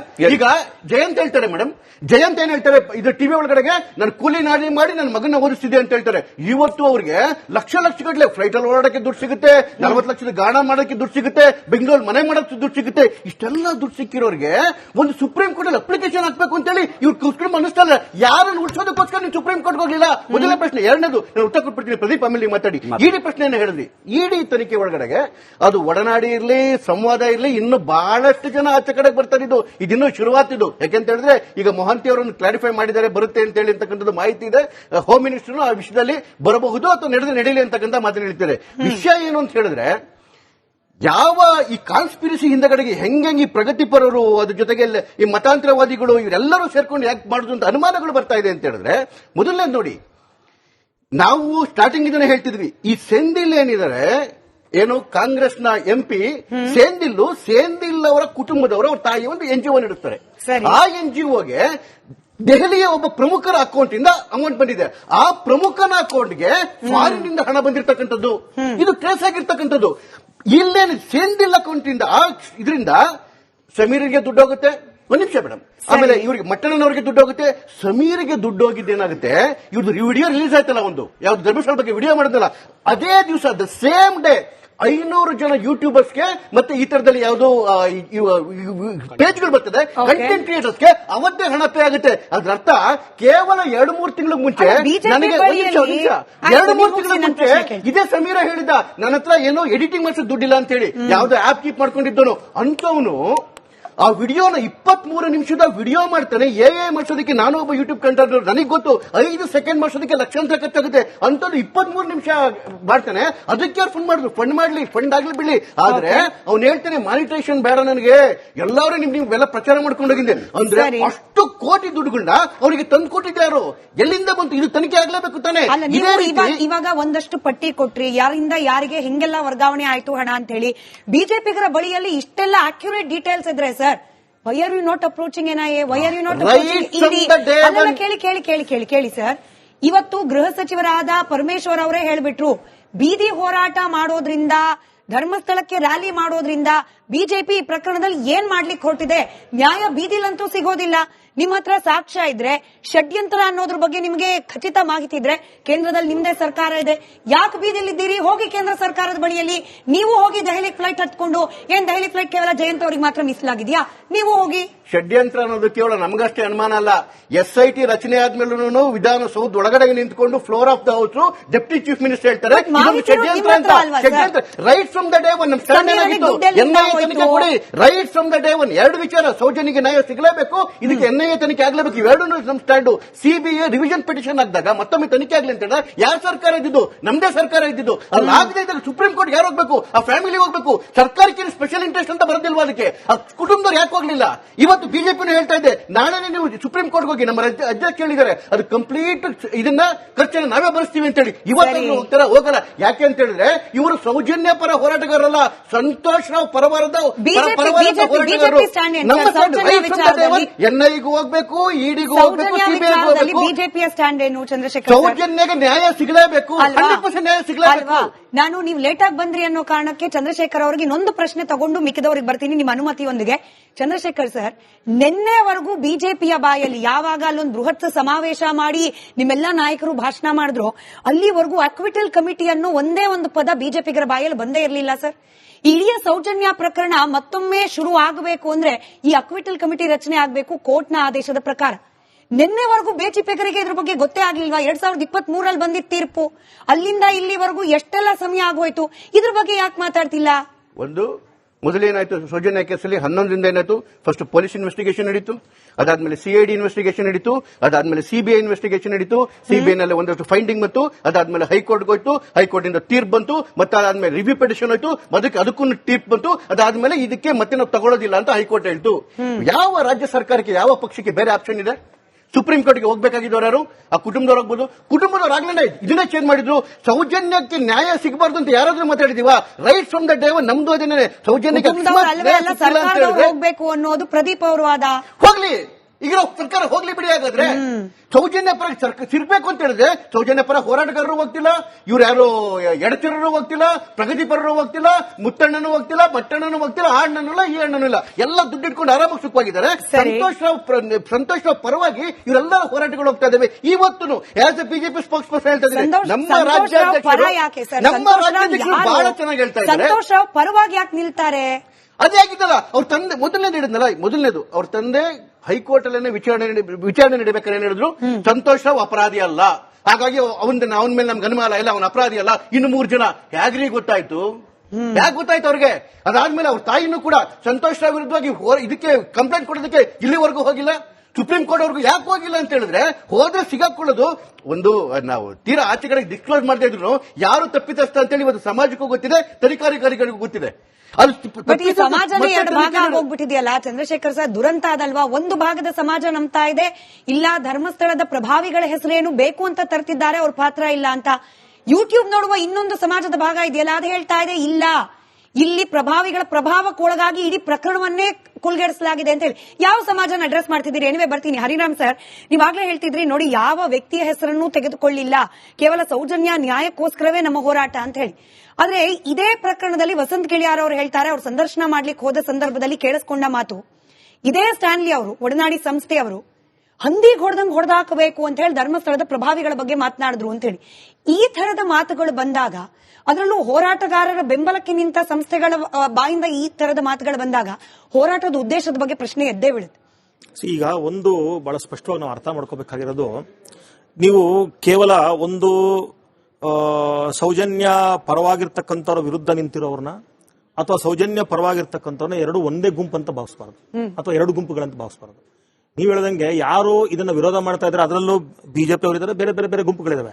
ಹಾಗೆ ಸೌಜನ್ಯ ಪರ ನಿಂತಿರೋರದಲ್ಲೂ ಕೂಡ ನೀವು ಹೇಳದಂಗೆ ಲೆಫ್ಟಿಸ್ಟ್ಗಳು ಇದ್ದಾರೆ, ಬುದ್ಧಿಜೀವಿಗಳು ಇದ್ದಾರೆ, ಅದು ಸೋಕಾಲ್ಡ್ ಪ್ರಗತಿಪರರು ಇದ್ದಾರೆ, ಬಿಜೆಪಿಯಲ್ಲಿರೋರು ಇದ್ದಾರೆ, ಕಾಂಗ್ರೆಸ್ ನಲ್ಲಿರೋರು ಇದ್ದಾರೆ, ಈ ಭಾಗದಲ್ಲೂ ಇದ್ದಾರೆ. ಹಾಗೆ ಇಲ್ಲಿ ನಮ್ ತರ ಎಲ್ಲೂ ಸೇರದಿರೋ ನಮ್ಮಂತವ್ರು ಇದೀವಿ. ಈಗ ನಾವು ಎಡಕ್ಕೂ ಇಲ್ಲ, ಬಲಕ್ಕೂ ಇಲ್ಲ, ಎಲ್ಲೂ ಇಲ್ಲ. ನಾವು ಮಧ್ಯಮ ಮಾರ್ಗದವರು, ನಾವು ಅಂಬೇಡ್ಕರ್ ವಾದಿಗಳು, ಸಂವಿಧಾನವಾದಿಗಳು ನಾವು ಇದೀವಿ. ಹಾಗಾಗಿ ಇಲ್ಲಿ ನಾವು ಯು ಕೆನಾಟ್ ಕ್ಲಿಯರ್ ಕಟ್ ಆಗಿ ಎರಡು ಭಾಗ ಅಂತ ಮಾಡ್ಲಿಕ್ಕೆ ಬರಲ್ಲ. ನೀವು ಹೇಳಿದಾಗೆ ಒಬ್ಬೊಬ್ಬರ ಉದ್ದೇಶ ಒಂದೊಂದು ಇರುತ್ತೇನೋ ಗೊತ್ತಿಲ್ಲ. ನಾನು ಮತ್ತೆ ಹೇಳ್ತಾ ಇದ್ದೀನಿ, that has to be investigated and it has to be brought to the before the society ಅಥವಾ ಸಮಾಜವನ್ನು ತರಬೇಕು ಅದನ್ನ. ಆದ್ರೆ ಇಲ್ಲಿ ಬಹಳ ಜನ ಬಹಳ ಪ್ಲೈನ್, ನನ್ನಂತವ್ರು ನಾವು ಬಹಳ ಪ್ಲೈನ್ ಆಗಿ ನಾನು ಹೇಳಿದ್ನಲ್ಲ, ಇವತ್ತು ಕೂಡ ಹೇಳ್ತಾ ಇದ್ದೀನಿ, ನಾವು ಇಂಥವರೇ ಮಾಡಿದಾರೆ. ಯಾಕಂದ್ರೆ I am not a police officer sir, ಮುಗಿಸ್ಬಿಡ್ತೀನಿ. I am not a police officer, I am not an investigating agency. But ಕೊಲೆ ಆಗಿದೆ, ಯಾರೋ ಒಬ್ರು ಮಾಡಿರ್ಲೇಬೇಕು ಅದು ಕೊಲೆ, ಇಲ್ಲಾಂದ್ರೆ ಅವಳಸ್ಗಳು ರೇಪ್ ಮಾಡ್ಕೊಂಡು ಅವಳಸ್ಗಳಿಗೆ ಸತ್ತೋಗ್ಬಿಟ್ಲ ಅವಳು. ಹಾಗಾಗಿ ಯಾರು ಅದನ್ನ ಐಡೆಂಟಿಫೈ ಮಾಡಿ, ಯಾಕಂದ್ರೆ ಏನಾಗ್ತಾ ಇದೆ ಅಂದ್ರೆ ಇವತ್ತು ನೋಡಿ, ಆ ಸೌಜನ್ಯ ಪ್ರಕರಣ ಒಂದೇನಾಗಿದೆ ಅಂದ್ರೆ ನೋಡಿ, ಅಲ್ಲಿ ಯಾರು ಕೃತ್ಯದಲ್ಲಿ ಭಾಗಿಯಾಗಿದಾರಲ್ಲ ಅದು ಒಬ್ಬ ವ್ಯಕ್ತಿಯಲ್ಲ, ಅದೊಂದು ಮನಸ್ಥಿತಿ. ಅದು ಇವತ್ತು ಯಾವ ಹಂತಕ್ಕೆ ಬಂದು ನಿಂತಿದೆ ಅಂದ್ರೆ, ಉದಾಹರಣೆಗೆ ಮೊನ್ನೆ ಚಿತ್ರದುರ್ಗದಲ್ಲಿ ಒಂದು ಅಮಾಯಕ ಹೆಣ್ಣು ಮಗಳನ್ನ ರೇಪ್ ಮಾಡಿ ಪೆಟ್ರೋಲ್ ಹಾಕಿ ಸುಟ್ಟ ಹಾಕಿದ್ರು. ನಿನ್ನೆ ಒಂದು ಆನೆಕಲ್ನಲ್ಲಿ ಒಂದು ಹೆಣ್ಣು ಮಗಳನ್ನ ಪೆಟ್ರೋಲ್ ಹಾಕಿ ಸುಟ್ಟ ಹಾಕಿದ್ರು. ಅಂದ್ರೆ ಏನಾಗ್ತದೆ ಅಂದ್ರೆ, ನಾವು ಏನ್ ಮಾಡಿಬೇಕಾದ್ರೂ ತಪ್ಪಿಸ್ಕೋಬಹುದು ಅನ್ನುವಂತ ಒಂದು ಮೆಸೇಜ್ ಸಮಾಜದಲ್ಲಿ ಈ ಮನಸ್ಥಿತಿ ಇರ್ತಕ್ಕಂಥವ್ರ ತಲೆಗೆ ಮೆಸೇಜ್ ಹೋಗ್ತದೆ. ಹಾಗೇನಾಗುತ್ತೆ, ಈ ತರ ಹೆಣ್ಣು ಮಕ್ಕಳ ಮೇಲೆ ಶೋಷಣೆಗಳು, ಈ ತರದ ಪ್ರಕರಣಗಳು ಜಾಸ್ತಿ ಆಗ್ತವೆ. ಹಾಗಾಗಿ ನಾವು ಒಟ್ಟಾರೆ ಸಮಾಜದ ಸ್ವಾಸ್ಥ್ಯವನ್ನ ಕಾಪಾಡಬೇಕಾದ್ರೆ, ಒಂದು ಲಾ ಅಂಡ್ ಆರ್ಡರ್ ಎಸ್ಟಾಬ್ಲಿಷ್ ಆಗಬೇಕಾದ್ರೆ, ತಪ್ಪು ನಡೆದ ಸಂದರ್ಭದಲ್ಲಿ ಯಾವನ್ ತಪ್ಪು ಮಾಡಿದ್ರು ನನ್ನ ಶಿಕ್ಷೆ ಒಳಪಡಿಸಿ ಅಂತ ನಮ್ಮ ಆಗ್ರಹವೇ ಹೊರತು ನಾವು ಡಿಕ್ಲೇರ್ ಮಾಡಿ ನೋಡಪ್ಪ ಇವನೇ ಕೊಲೆಗಾರ ಅವನ್ನ ಗಲ್ಲಿಗೇರಿಸಿ ಅಂತ ಯಾರು ಹೇಳ್ತಿಲ್ಲ. ಇಲ್ಲಿ that is the duty of the investigating agency. It may be police, it may be CID, it may be CBI, or it may be NIA. ಇವತ್ತು ಬಿಜೆಪಿ NIA ಇರ್ಬೋದು, whatever it may be. But ತರ್ಲಿ, ಆಚೆ ತರ್ಲಿ. ಆಮೇಲೆ ಇಬ್ಬರು ಸ್ನೇಹಿತರು, ಈಗ BJP ಇಬ್ರು ಹೇಳ್ತಾರಲ್ಲ, ಅವ್ರ ಮೇಲೆ ಇವ್ರ ಮೇಲೆ ನಾನು ಹೇಳ್ತಾ ಇರ್ತಕ್ಕಂಥದ್ದು, ಈಗ ಬಿಜೆಪಿ ಅವರು ಕಾಂಗ್ರೆಸ್ ಮೇಲೆ ಹಾಕಿದಾಗ ಅದು ರಾಜಕಾರಣ ಆಗುತ್ತೆ, ಅವ್ರ ಮೇಲೆ ಇವ್ರು ಹಾಕಿದಾಗ ರಾಜಕಾರಣ ಆಗುತ್ತೆ. ಈಗ ಒಂದು ಇನ್ವೆಸ್ಟಿಗೇಟಿಂಗ್ ಏಜೆನ್ಸಿ ಅವ್ರನ್ನ ನಾನು ಅವಾಗಲೇ ಹೇಳಿದೆ, ನಾನು ಒಂದು ಆರ್ಡಿನರಿ ಒಂದು ಮರ್ಡರ್ ಕೇಸನ್ನ, ರೇಪ್ ಕೇಸನ್ನ ಹೆಂಗೆ ಇನ್ವೆಸ್ಟಿಗೇಟ್ ಮಾಡ್ತಾರೋ ಹಾಗೆ ಇನ್ವೆಸ್ಟಿಗೇಟ್ ಮಾಡಕ್ ಬಿಟ್ಬಿಟ್ರೆ ಆಗುತ್ತೆ. ಇಲ್ಲೇನಾಗುತ್ತಂದ್ರೆ ಇನ್ವೆಸ್ಟಿಗೇಟಿಂಗ್ ಏಜೆನ್ಸಿಗಳ ಮೇಲೆ ಪ್ರೆಷರ್ ನಮ್ದು, ಒಂದು ಕಡೆ ಕಾಂಗ್ರೆಸ್ನವ್ರದ್ದು ಪ್ರೆಷರ್, ಒಂದ್ ಕಡೆ ಬಿಜೆಪಿ ಅವ್ರ ಪ್ರೆಷರ್. ಏನ್ ಮಾಡ್ತಾರೆ ಕೇವಲ ರಾಜಕಾರಣಿಗಳ ಪರವಾಗಿ ಮಾತನಾಡ್ತಿಲ್ಲ, ಬಟ್ ನನ್ನ ಅನುಮಾನ ನಿಮಗೆ ಪ್ರಶ್ನೆ ಕೇಳ್ತಿದ್ದೀನಿ. ಕೇವಲ ರಾಜಕಾರಣಿಗಳ ಪ್ರಭಾವ ಅಥವಾ ಒತ್ತಡ ಮಾತ್ರ ಇದೆಯಾ? ಈಗ ಇದೇ ಹೋರಾಟಗಾರರ ಬಾಯಲ್ಲೇ ಒಂದ್ಸತಿ ಬರುತ್ತೆ, SIT ಅಧಿಕಾರಿಗಳು ಈ ಚಿನ್ನಯ್ಯನನ್ನ ಅರೆಸ್ಟ್ ಮಾಡಿದ್ಮೇಲೆ ಒತ್ತಡಕ್ಕೊಳಗಾಗಿ ಚಿನ್ನಯ್ಯ ಹೆಂಗೆಂಗೋ ಮಾತಾಡ್ತಿದ್ದಾನೆ, SIT ಆ ಟೀಮ್ ನಲ್ಲಿರುವವರೇ ಸರಿ ಇಲ್ಲ, SITಯ ಸಾಕ್ಷ್ಯನಾಶ ಮಾಡಿರ್ಬೋದು. ಮಾತನಾಡ್ತಿರೋದು ಯಾರು ಸರ್? ಇದೇ ಸೌಜನ್ಯ ಹೋರಾಟಗಾರರು. ಅಂದ್ರೆ ಅವ್ರಿಗೂ ಕೂಡ ತನಿಖಾ ಸಂಸ್ಥೆಗಳ ಮೇಲೆ ವಿಶ್ವಾಸ ಇಲ್ಲ, ಪೊಲೀಸರ ಮೇಲೆ ವಿಶ್ವಾಸ ಇಲ್ಲ, ನ್ಯಾಯಾಂಗದ ಮೇಲೆ ವಿಶ್ವಾಸ ಇಲ್ಲ. ಹಾಗಾದ್ರೆ ಹೋರಾಟ ಮಾಡ್ತಿರೋದು ಯಾರಿಗೋಸ್ಕರ, ಯಾರ ಕಿವಿಗೆ ತಲುಪಲಿ ಅಂತ ಹೇಳಿ? ಯಾಕೆ ಅಂತ ಹೇಳಿದ್ರೆ, ಈ ಇಶ್ಯೂ ಇದೆಯಲ್ಲ, ಇದು ಅನ್ಸೋದು out of the profession blow up ಆಗ್ತಾ ಇರೋದ್ರಿಂದ, ಇದು ಕೇವಲ ಒಂದು ರೇಪ್ ಅಂಡ್ ಮರ್ಡರ್ ಕೇಸ್ ಆಗಿ ಉಳ್ಕೊಳ್ಳದೇನೆ ಇದು ಧರ್ಮಗಳು ಅಥವಾ ಇದು ಸಿದ್ಧಾಂತ, ಇದು ರಾಜಕೀಯ, ಎಲ್ಲಾ ಒಂದು ರೀತಿಯಾದಂತ ಶೇಪ್ ಅನ್ನ ತಗೊಳ್ತಾ ಇರೋದ್ರಿಂದ ಇಷ್ಟೆಲ್ಲ ಆಗ್ತಾ ಇರೋದು. ಈಗ ಅನೇಕ ಕೊಲೆಗಳಾಗ್ತವೆ, ಅನೇಕ ರೇಪ್ಗಳಾಗ್ತವೆ, ಅಲ್ಲಾಕೆ ಯಾರು ಹೋಗಿ ಕ್ಲೈಮ್ ಮಾಡಲ್ಲ? ಇದು ಯಾವಾಗ out of the proportion blow ಆಗಿ ಇಲ್ಲಿ ನೀವು ಸಿದ್ಧಾಂತ, ಧರ್ಮ, ಜಾತಿ ಎಲ್ಲವನ್ನು ಬೆರೆಸ್ತಾ ಹೋದ್ರಲ್ಲ, ಅದು ಬೆರೆಸಿದ್ದ. ನಾನು ತೇಜಸ್ ಗೌಡ ಅವ್ರನ್ನ, ಚಂದ್ರಶೇಖರ್ ಅವ್ರನ್ನ ಬ್ರೇಕ್ ಇಂದ ಬಂದ್ಮೇಲೆ ಈ ಪ್ರಶ್ನೆ ಕೇಳ್ತೀನಿ. ಈಗ ಸ್ಟ್ಯಾನ್ಲಿ ತರದವರು ಒಡನಾಡಿ ಸಂಸ್ಥೆ ಅನ್ನೋ ತರದ್ದು ಈ ಧರ್ಮಸ್ಥಳದ ವಿಚಾರದಲ್ಲಿ ಮಾತನಾಡಿದ್ರು ಅನ್ನೋ ತಕ್ಷಣ ಇಲ್ಲಿ ಧರ್ಮ ಪರಿವರ್ತನೆಯ ಮಿಷನರಿಗಳ ಸಹಕಾರ ಇರುವ ಸಂಸ್ಥೆ, ಹೀಗಾಗಿ ಡೆಲಿಬರೇಟ್ ಆಗಿ ಹಿಂದೂ ಧಾರ್ಮಿಕ ಶ್ರದ್ಧಾ ಕೇಂದ್ರವನ್ನ ಟಾರ್ಗೆಟ್ ಮಾಡಲಾಗ್ತಿದೆ, ಹಿಂಗ್ ವಾದ ಮಾಡಲೇಬೇಕಾ? ಅಂದ್ರೆ ಹಿಂದ್ಯಾವುದೋ ಆದ ಘಟನೆಯನ್ನ ಇದಕ್ಕೂ ಕನೆಕ್ಟ್ ಮಾಡ್ಬಿಟ್ಟು ಇಲ್ಲಿ ಬಂದಿರೋದು ಇದೇ ಉದ್ದೇಶಕ್ಕೆ ಅಂತ ಹೇಳಿ ನಾವು ಕನೆಕ್ಟ್ ಮಾಡಬಹುದಾ? ನೀವಿಬ್ರು ಉತ್ತರ ಕೊಡಿ. ಸೋವ್ರೆ ನೋಡಿ, ಸ್ಟ್ಯಾನ್ಲಿ ಅವರು ಬಹಳ ಸ್ಪಷ್ಟವಾಗಿ ಹೇಳ್ತಾರೆ, ಅದೇ ಭಾಗದಲ್ಲಿ ಹಿಂದುತ್ವ ಕಾಪಾಡ್ಲಿಕ್ಕೆ ಅಂತ ಇರುವವರು ನಾವು ಅಂತ ಹೇಳುವ ಬಿಜೆಪಿ ಪಕ್ಷದ MLAಗಳಾಗ್ಲಿ MP ಗಳಾಗ್ಲಿ ಮಾತನಾಡ್ಲೇ ಇಲ್ಲ, ಮುಂದೆ ಬರಲೇ ಇಲ್ಲ. ಹಾಗಾಗಿ ನಾವು ಹೋಗಬೇಕಾಗಿ ಬಂತು ಹೆಣ್ಣು ಮಕ್ಕಳ ಪರವಾಗಿ. ಅಲ್ಲಿ ಹೋಗಿದ್ದವ್ರು ಹೆಣ್ಣು ಮಕ್ಕಳ ಪರವಾಗಿ. ಅದ್ಯಾಕೆ ಸ್ಟ್ಯಾನ್ಲಿ ಅವರು ಒಡನಾಡಿ ಸಂಸ್ಥೆ ಬಂದ ತಕ್ಷಣ ಅಲ್ಲೊಂದು ಕ್ರಿಶ್ಚಿಯನ್ ಮಿಷನರಿ, ಇದು ಹಿಂದೂ ಧಾರ್ಮಿಕ ಶ್ರದ್ಧಾ ಕೇಂದ್ರದ ವಿರುದ್ಧದ ಪಿತೂರಿ, ಈ ವಾದ ಯಾಕೆ ಅಂತ ಹೇಳಿ? 2 ವರ್ಷದಿಂದ ಉತ್ತರ ಕರ್ನಾಟಕ ಭಾಗದಲ್ಲಿ ಮಸೀದಿಲಿ ಚಿಕ್ಕ ಬಾಲಕಿಯ ಮೇಲೆ ಅತ್ಯಾಚಾರ ಆಗುತ್ತೆ, ಅಲ್ಲಿ ಯಾಕೆ ಹೋಗಿಲ್ಲ ಸ್ಟ್ಯಾನ್ಲಿ ಅವರು? ಇದೇ ಎಷ್ಟೋ ಚರ್ಚ್ಗಳ ಮೇಲೆ ಅಲಿಗೇಷನ್ ಬಂದಿದೆ, ಏನು ಅಂದ್ರೆ ಅತ್ಯಾಚಾರಗಳ ಆರೋಪಗಳಾಗಿದೆ, ಅಲ್ಲಿ ಕಾಣಿಸು ಸ್ಟ್ಯಾನ್ಲಿ ಅವರು. ನಾನು ತುಂಬಾ ಸ್ಪಷ್ಟವಾಗಿ ಹೇಳಿದ್ದೀನಿ, ಕೇವಲ ಸ್ಟ್ಯಾನ್ಲಿ ಮಾತ್ರನೇ ಅಲ್ಲ, 12 ವರ್ಷದ ನಿರಂತರ ಹೋರಾಟ ಮಾಡ್ಕೊಂಡು ಬಂದಿರುವಂತ ಯಾವ ಸಂಘ ಸಂಸ್ಥೆಗಳಿದೆ, ಅವ್ರ ಫಂಡಿಂಗ್ ಯಾರು ಮಾಡಿದ್ದಾರೆ? ಮೊದಲನೇದು. ಎರಡನೇದು, ಇವ್ರು ಯಾರು ಹೋರಾಟ ಮಾಡಿದ್ದಾರೆ, ಹೋರಾಟದಲ್ಲಿ ಭಾಗಿಯಾಗಿದ್ದಾರೆ, ಅವರ ಪ್ರಾಪರ್ಟೀಸ್ ಮತ್ತೆ ಅವರು ಹಾವಭಾವಗಳು ಅತಿ ಹೆಚ್ಚಾಗಿ ಏರಿಕೆ ಆಗಿದೆ. ಇದರ ಆದಾಯ ಎಲ್ಲಿಂದ ಬಂದಿದೆ? ಮೂರನೇದು, ಎಲ್ಲಾ ಕೆಲಸ ಬಿಟ್ಟು ಕೇವಲ ಈ ಒಂದು ವಿಚಾರದಲ್ಲಿ ನಿರಂತರ ಪ್ರತಿದಿನ ಇದೇ ವಿಚಾರವಾಗಿ ಇಟ್ಕೊಂಡು ಲೈವ್ ಬಂದು ಮಾತಾಡೋರು ಏನಿದೆ ಆದಾಯ? ಮತ್ತೆ ನಾವು ಒಂದು ವಿಶೇಷವಾಗಿ ಗಮನಿಸಬೇಕಾಗಿರೋದು, ಅತ್ಯಾಚಾರಕ್ಕೊಳಗಾಗಿರುವಂತಹ ಹೆಣ್ಮಗು ಅವರ ಮಾವ ಒಂದು ಇಂಟರ್ವ್ಯೂ ಹೇಳ್ತಾರೆ, ನಾವು ವಕೀಲರಿಗೆ ಕೋಟ್ಯಾಂತರ ರೂಪಾಯಿ ಖರ್ಚು ಮಾಡಿದ್ದೀರಿ ಅಂತ. ಆ ಕೋಟ್ಯಾಂತರ ರೂಪಾಯಿ ಕೊಟ್ಟಿರೋರಾದ್ರು ಯಾರು?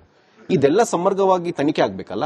ಈಗ ಅವರೇ ನಮ್ಮ ಹಿರಿಯರು ಹೇಳಿದ್ರು, ಔಟ್ ಆಫ್ ದ ಬಾಕ್ಸ್ ತುಂಬಾ ಪ್ರೆಷರ್ ಬೀಳುತ್ತೆ ಅಧಿಕಾರಿಗಳಿಗೆ ಅಂತ. SITಲಿ ಮಂಜುನಾಥ್ ಗೌಡ ಅಂತ ದಕ್ಷ ಅಧಿಕಾರಿಗಳಿದ್ದಾರೆ.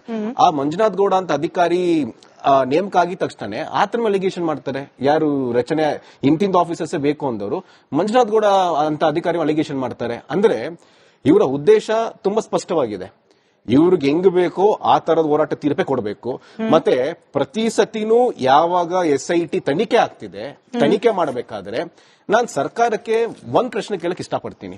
ತನಿಖೆ ಆಗ್ಬೇಕಾದ್ರೆ ನೀವು ಒಂದು ಕಟ್ಟುನಿಟ್ಟಾಗಿ ಎಲ್ಲ ಯೂಟ್ಯೂಬರ್ಸ್ ಮತ್ತೆ ಏನ್ ಸಾಮಾಜಿಕ ಜಾಲತಾಣ ಇದೆ, ನೀವ್ ಯಾಕೊಂದು ಆದೇಶ ಪಾಸ್ ಮಾಡಿಲ್ಲ? ಮತ್ತೆ ಏನಕ್ಕೆ ಅದನ್ನ ಬಿಲ್ ಆಗಿ ನೀವು ಪಾಸ್ ಮಾಡಿ? ಅದನ್ನ ಸೆಷನ್ ನಡೀತಿತ್ತು, ಸೆಷನ್ ಬಿಲ್ ಪಾಸ್ ಮಾಡಬಹುದಾಗಿತ್ತು.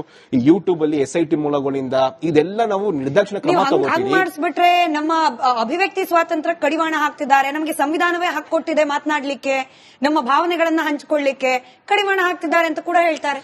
ಅಭಿವ್ಯಕ್ತಿ ಸ್ವಾತಂತ್ರ್ಯ ನಾನು ಒಪ್ತೀನಿ, ಅಭಿವ್ಯಕ್ತಿ ಸ್ವಾತಂತ್ರ್ಯ ಇದೆ ಅಂತ ಅನ್ಬಿಟ್ಟು ಕಾನೂನು ಚೌಕಟ್ಟಲ್ಲಿ ಅದು ಒಂದು ಇಷ್ಟು ತುಂಬಾ ಸೀರಿಯಸ್ ಅಲಿಗೇಷನ್ ಆಗಿರ್ಬೇಕಾದ್ರೆ, ಅದು ತನಿಖೆ ಆಗ್ಬೇಕಾದ್ರೆ ಅದನ್ನ ಮಾತ್ರ ಎಷ್ಟು ಸರಿ ಇದೆ.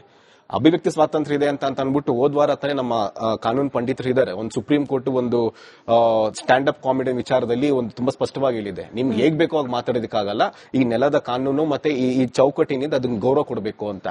ಹಾಗಾಗಿ ಈ ಮೂಲ ಏನಿದೆ, ಇಷ್ಟು ಜನದ ಫಂಡಿಂಗ್, ಈ ಆದಾಯ ಕೇವಲ ಇಡಿಗೆ ಮಾತ್ರ ನಾನು ಕಂಪ್ಲೇಂಟ್ ಕೊಟ್ಟಿದೆ ಅಂತ ಮಾತ್ರ ಪ್ರಸಾರ ಆಗ್ತಿದೆ. ನಾನು ITಗೂ ಸಹ ದೂರು ಕೊಟ್ಟಿದ್ದೀನಿ. ಇವರ ಆದಾಯದ ಮೂಲ ಏನಿದೆ, ಏನಕ್ಕೆ ಅಂತಂದ್ರೆ 12 ವರ್ಷದಿಂದ ನಿರಂತರವಾಗಿ ಹೋರಾಟ ಮಾಡ್ಕೊಂಡ್ ಬರ್ಬೇಕು ಅಂತಂದ್ರೆ ಏನಾದ್ರೂ ಒಂದು ಆದಾಯ ಮೂಲ ಇರಬೇಕಲ್ಲ. ಮತ್ತೆ ಇವ್ರು ಮಾಡುವಂತ ಹೋರಾಟಗಳು ಅದು ಯಾವ ಮಟ್ಟಕ್ಕಿದೆ ಅಂತ ಕೆಲವೊಂದು ಚಿತ್ರಗಳು ಮತ್ತೆ ಕೆಲವೊಂದು ವಿಡಿಯೋಸ್ ಮತ್ತೆ ಯೂಟ್ಯೂಬ್ ಅಲ್ಲಿ ಏನೇನು ಪ್ರಸಾರ ಆಗುತ್ತಲ್ಲ ಅದನ್ನ ಸಮೇತ ನಾನು ಅವ್ರಿಗೆ ದಾಖಲೆ ಕೊಟ್ಟಿದ್ದೀನಿ. ಅಂದ್ರೆ ಕೆಲವೊಂದು ಯೂಟ್ಯೂಬ್ ಚಾನೆಲ್ ಅಲ್ಲಿ ಅವರು ಹೇಗ್ ಮಾತಾಡ್ತಾರೆ ಅಂತಂದ್ರೆ, ಈಗ ಯಾವ್ದೋ ಒಂದು ಮಾಧ್ಯಮ ವಿಶೇಷವಾಗಿ ನಾನು ಏನಕ್ಕೆ ಇದನ್ನ ಕೇರಳ ಫಂಡಿಂಗ್ ಆಗಿದೆ, ಕೇರಳ ಇಂದ ತಮಿಳುನಾಡಿಗೆ ಏನಕ್ಕೆ ಹೋಗಿದೆ ಅಂತ ನಾನು ಹೇಳ್ತೀನಿ ಅಂತಂದ್ರೆ, ಈ ವಿಚಾರ ಎತ್ಕೊಂಡಿದ ತಕ್ಷಣ ಕೆಲವು ನಿಷೇಧಿತ ಸಂಘಟನೆಯವರು ಮೊಹಮ್ಮದ್ ಸಮೀರ್ಗೆ ಬ್ಯಾಕಿಂಗ್ ಅಲ್ಲಿ ಇದ್ದಾರೆ. ಯಾವ ರಾಜಕೀಯ ಪಕ್ಷ ಅಯೋಧ್ಯೆಯಲ್ಲಿ ರಾಮ ಮಂದಿರ ಕಟ್ಟೋದಕ್ಕೆ ವಿರೋಧ ಮಾಡ್ತು, ಆ ರಾಜಕೀಯ ಪಕ್ಷ ಮುಂದೆ ಬರುತ್ತೆ, ಅವ್ರು ನಾವು ಹೋರಾಟಕ್ಕೆ ಬರ್ತೀರಿ ಅಂತ. ಅಂದ್ರೆ ಈ ಎಷ್ಟರ ಮಟ್ಟಕ್ಕೆ ಫಂಡಿಂಗ್ ಆಗಿದೆ ಅಂತಂದು ಇವ್ರಿಗೆಲ್ಲರಿಗೂ ಸಹ ಒಂದು ಈ ಏನು ಕೆಲವೊಂದು ಯೂಟ್ಯೂಬ್ ಚಾನೆಲ್ಗಳಿದೆ, ಆ ಯೂಟ್ಯೂಬ್ ಚಾನೆಲ್ಗಳು ಇವತ್ತು ಸಹ ಸುಳ್ಳು ಸುದ್ದಿ ಪ್ರಸಾರ ಮಾಡ್ತಿದೆ. ಏನಕ್ಕೆ ಇನ್ನವರೆಗೂ ಸರ್ಕಾರ ಕಾನೂನು ರೀತಿ ಕ್ರಮ ತಗೋತಿಲ್ಲ? ನಿಮಗೆ ಯೂಟ್ಯೂಬ್ ವಿಡಿಯೋಗಳನ್ನ ಮಾಡ್ತಾ ಇದ್ದ ಆ ವ್ಯಕ್ತಿಗೆ ನಿಷೇಧಿತ ಸಂಘಟನೆಯಿಂದ ಬ್ಯಾಕಿಂಗ್ ಇದೆ ಅನ್ನೋದಕ್ಕೆ ದಾಖಲೆಗಳಿದೆಯಾ? ಯಾಕಂದ್ರೆ ಇಡೀ ನಾಳೆ ದಿನ ನೋಡಿ, ನಿಷೇಧ ಸಂಘಟನೆ ಬ್ಯಾಕಪ್ ಇದೆಯಾ ದಾಖಲೆ ಕೇಳ್ತಿದ್ರಲ್ಲ, ಆ ವ್ಯಕ್ತಿ ವಿಡಿಯೋ ಮಾಡಿದ ತಕ್ಷಣ ಅದರ ಕಮೆಂಟ್ಸ್, ಅದರ ಶೇರು ಮತ್ತೆ ಇದನ್ನ ಅಂತಾರಾಷ್ಟ್ರೀಯ ಮಟ್ಟದಲ್ಲಿ ಪ್ರಸಾರ ಹೇಗ್ ಮಾಡಬೇಕು ಅಂತ ಕೇವಲ ಆ ಸಂಘಟನೆಗೆ ಮಾತ್ರ ತುಂಬಾ ಚೆನ್ನಾಗಿ ಗೊತ್ತಿದೆ ಪ್ಲಾನಿಂಗ್. ಬೇರೆ ಯಾವ ಸಂಘಟನೆಯೂ ಸಹ ಒಂದು ಧಾರ್ಮಿಕ, ವಿಶೇಷವಾಗಿ ಹಿಂದೂ ಧಾರ್ಮಿಕ ಕೇಂದ್ರ ಮೇಲೆ ಇಷ್ಟು ದೊಡ್ಡ ಷಡ್ಯಂತ್ರ ಮತ್ತೆ ಕಪ್ಪು ಚುಕ್ಕೆ ಬೆಳೆದಕ್ಕೆ ಆ ಸಂಘಟನೆಗೆ ವ್ಯವಸ್ಥಿತವಾದಂತಹ ಫಂಡಿಂಗ್. ಪ್ರದೀಪ್ ಅವರೇ ನೋಡಿ, ಮೂಲಭೂತ ಉದ್ದೇಶ, ಚಂದ್ರಶೇಖರ್ ಸರ್ ಬರ್ತೀನಿ, ಮೂಲಭೂತ ಉದ್ದೇಶ ಸೌಜನ್ಯ ನ್ಯಾಯ ಅಥವಾ ಸೌಜನ್ಯ ತರದಲ್ಲಿ ಯಾರೆಲ್ಲರೂ ಹೆಣ್ಣು ಮಕ್ಕಳಿಗೆ ಅನ್ಯಾಯ ಆಗಿದೆ ಅವ್ರಿಗೆ ನ್ಯಾಯ. ಆದ್ರೆ ಇದು ಎಲ್ಲಿಂದ ಎಲ್ಲಿಗೆ ಹೋಯ್ತಪ್ಪ? ಅಂದ್ರೆ ಅನ್ಯ ಧರ್ಮೀಯರು ಅಥವಾ ಯಾವುದೋ ಒಂದು ಸಂಘಟನೆ ಬರೋದಂತೆ, ಫಂಡಿಂಗ್ ಆಗೋದಂತೆ, ಆ ಮಾತನಾಡೋ ವಿಚಾರ ಬಿಟ್ಬಿಟ್ಟು ಬೇರೆ ಎಲ್ಲ ಮಾತನಾಡೋದಂತೆ, ಆ ಧಾರ್ಮಿಕ ಶ್ರದ್ಧಾ ಕೇಂದ್ರದ ಒಳಗ್ ನುಗ್ಗಿ ಒಡೆದಾಕಿ ಅಂತ ಹೇಳೋದಂತೆ, ಇದೆಲ್ಲ ಆದಾಗ ಮೂಲ ಉದ್ದೇಶ ಎಲ್ಲೋ ಕಳೆದು ಹೋಗ್ಬಿಡುತ್ತೆ. ಹೈಲೈಟ್ ಆಗದೆ ಇಂಥ ವಿಚಾರಗಳು. ಆಯ್ತು, ಅದು ನಾನೇ ಎಂಡಾಸ್ಮೆಂಟ್ ಮಾಡಲ್ಲ. ಆತರ ಮಾಡಿದ್ರೆ ಅದು ಖಂಡಿತ ತಪ್ಪು.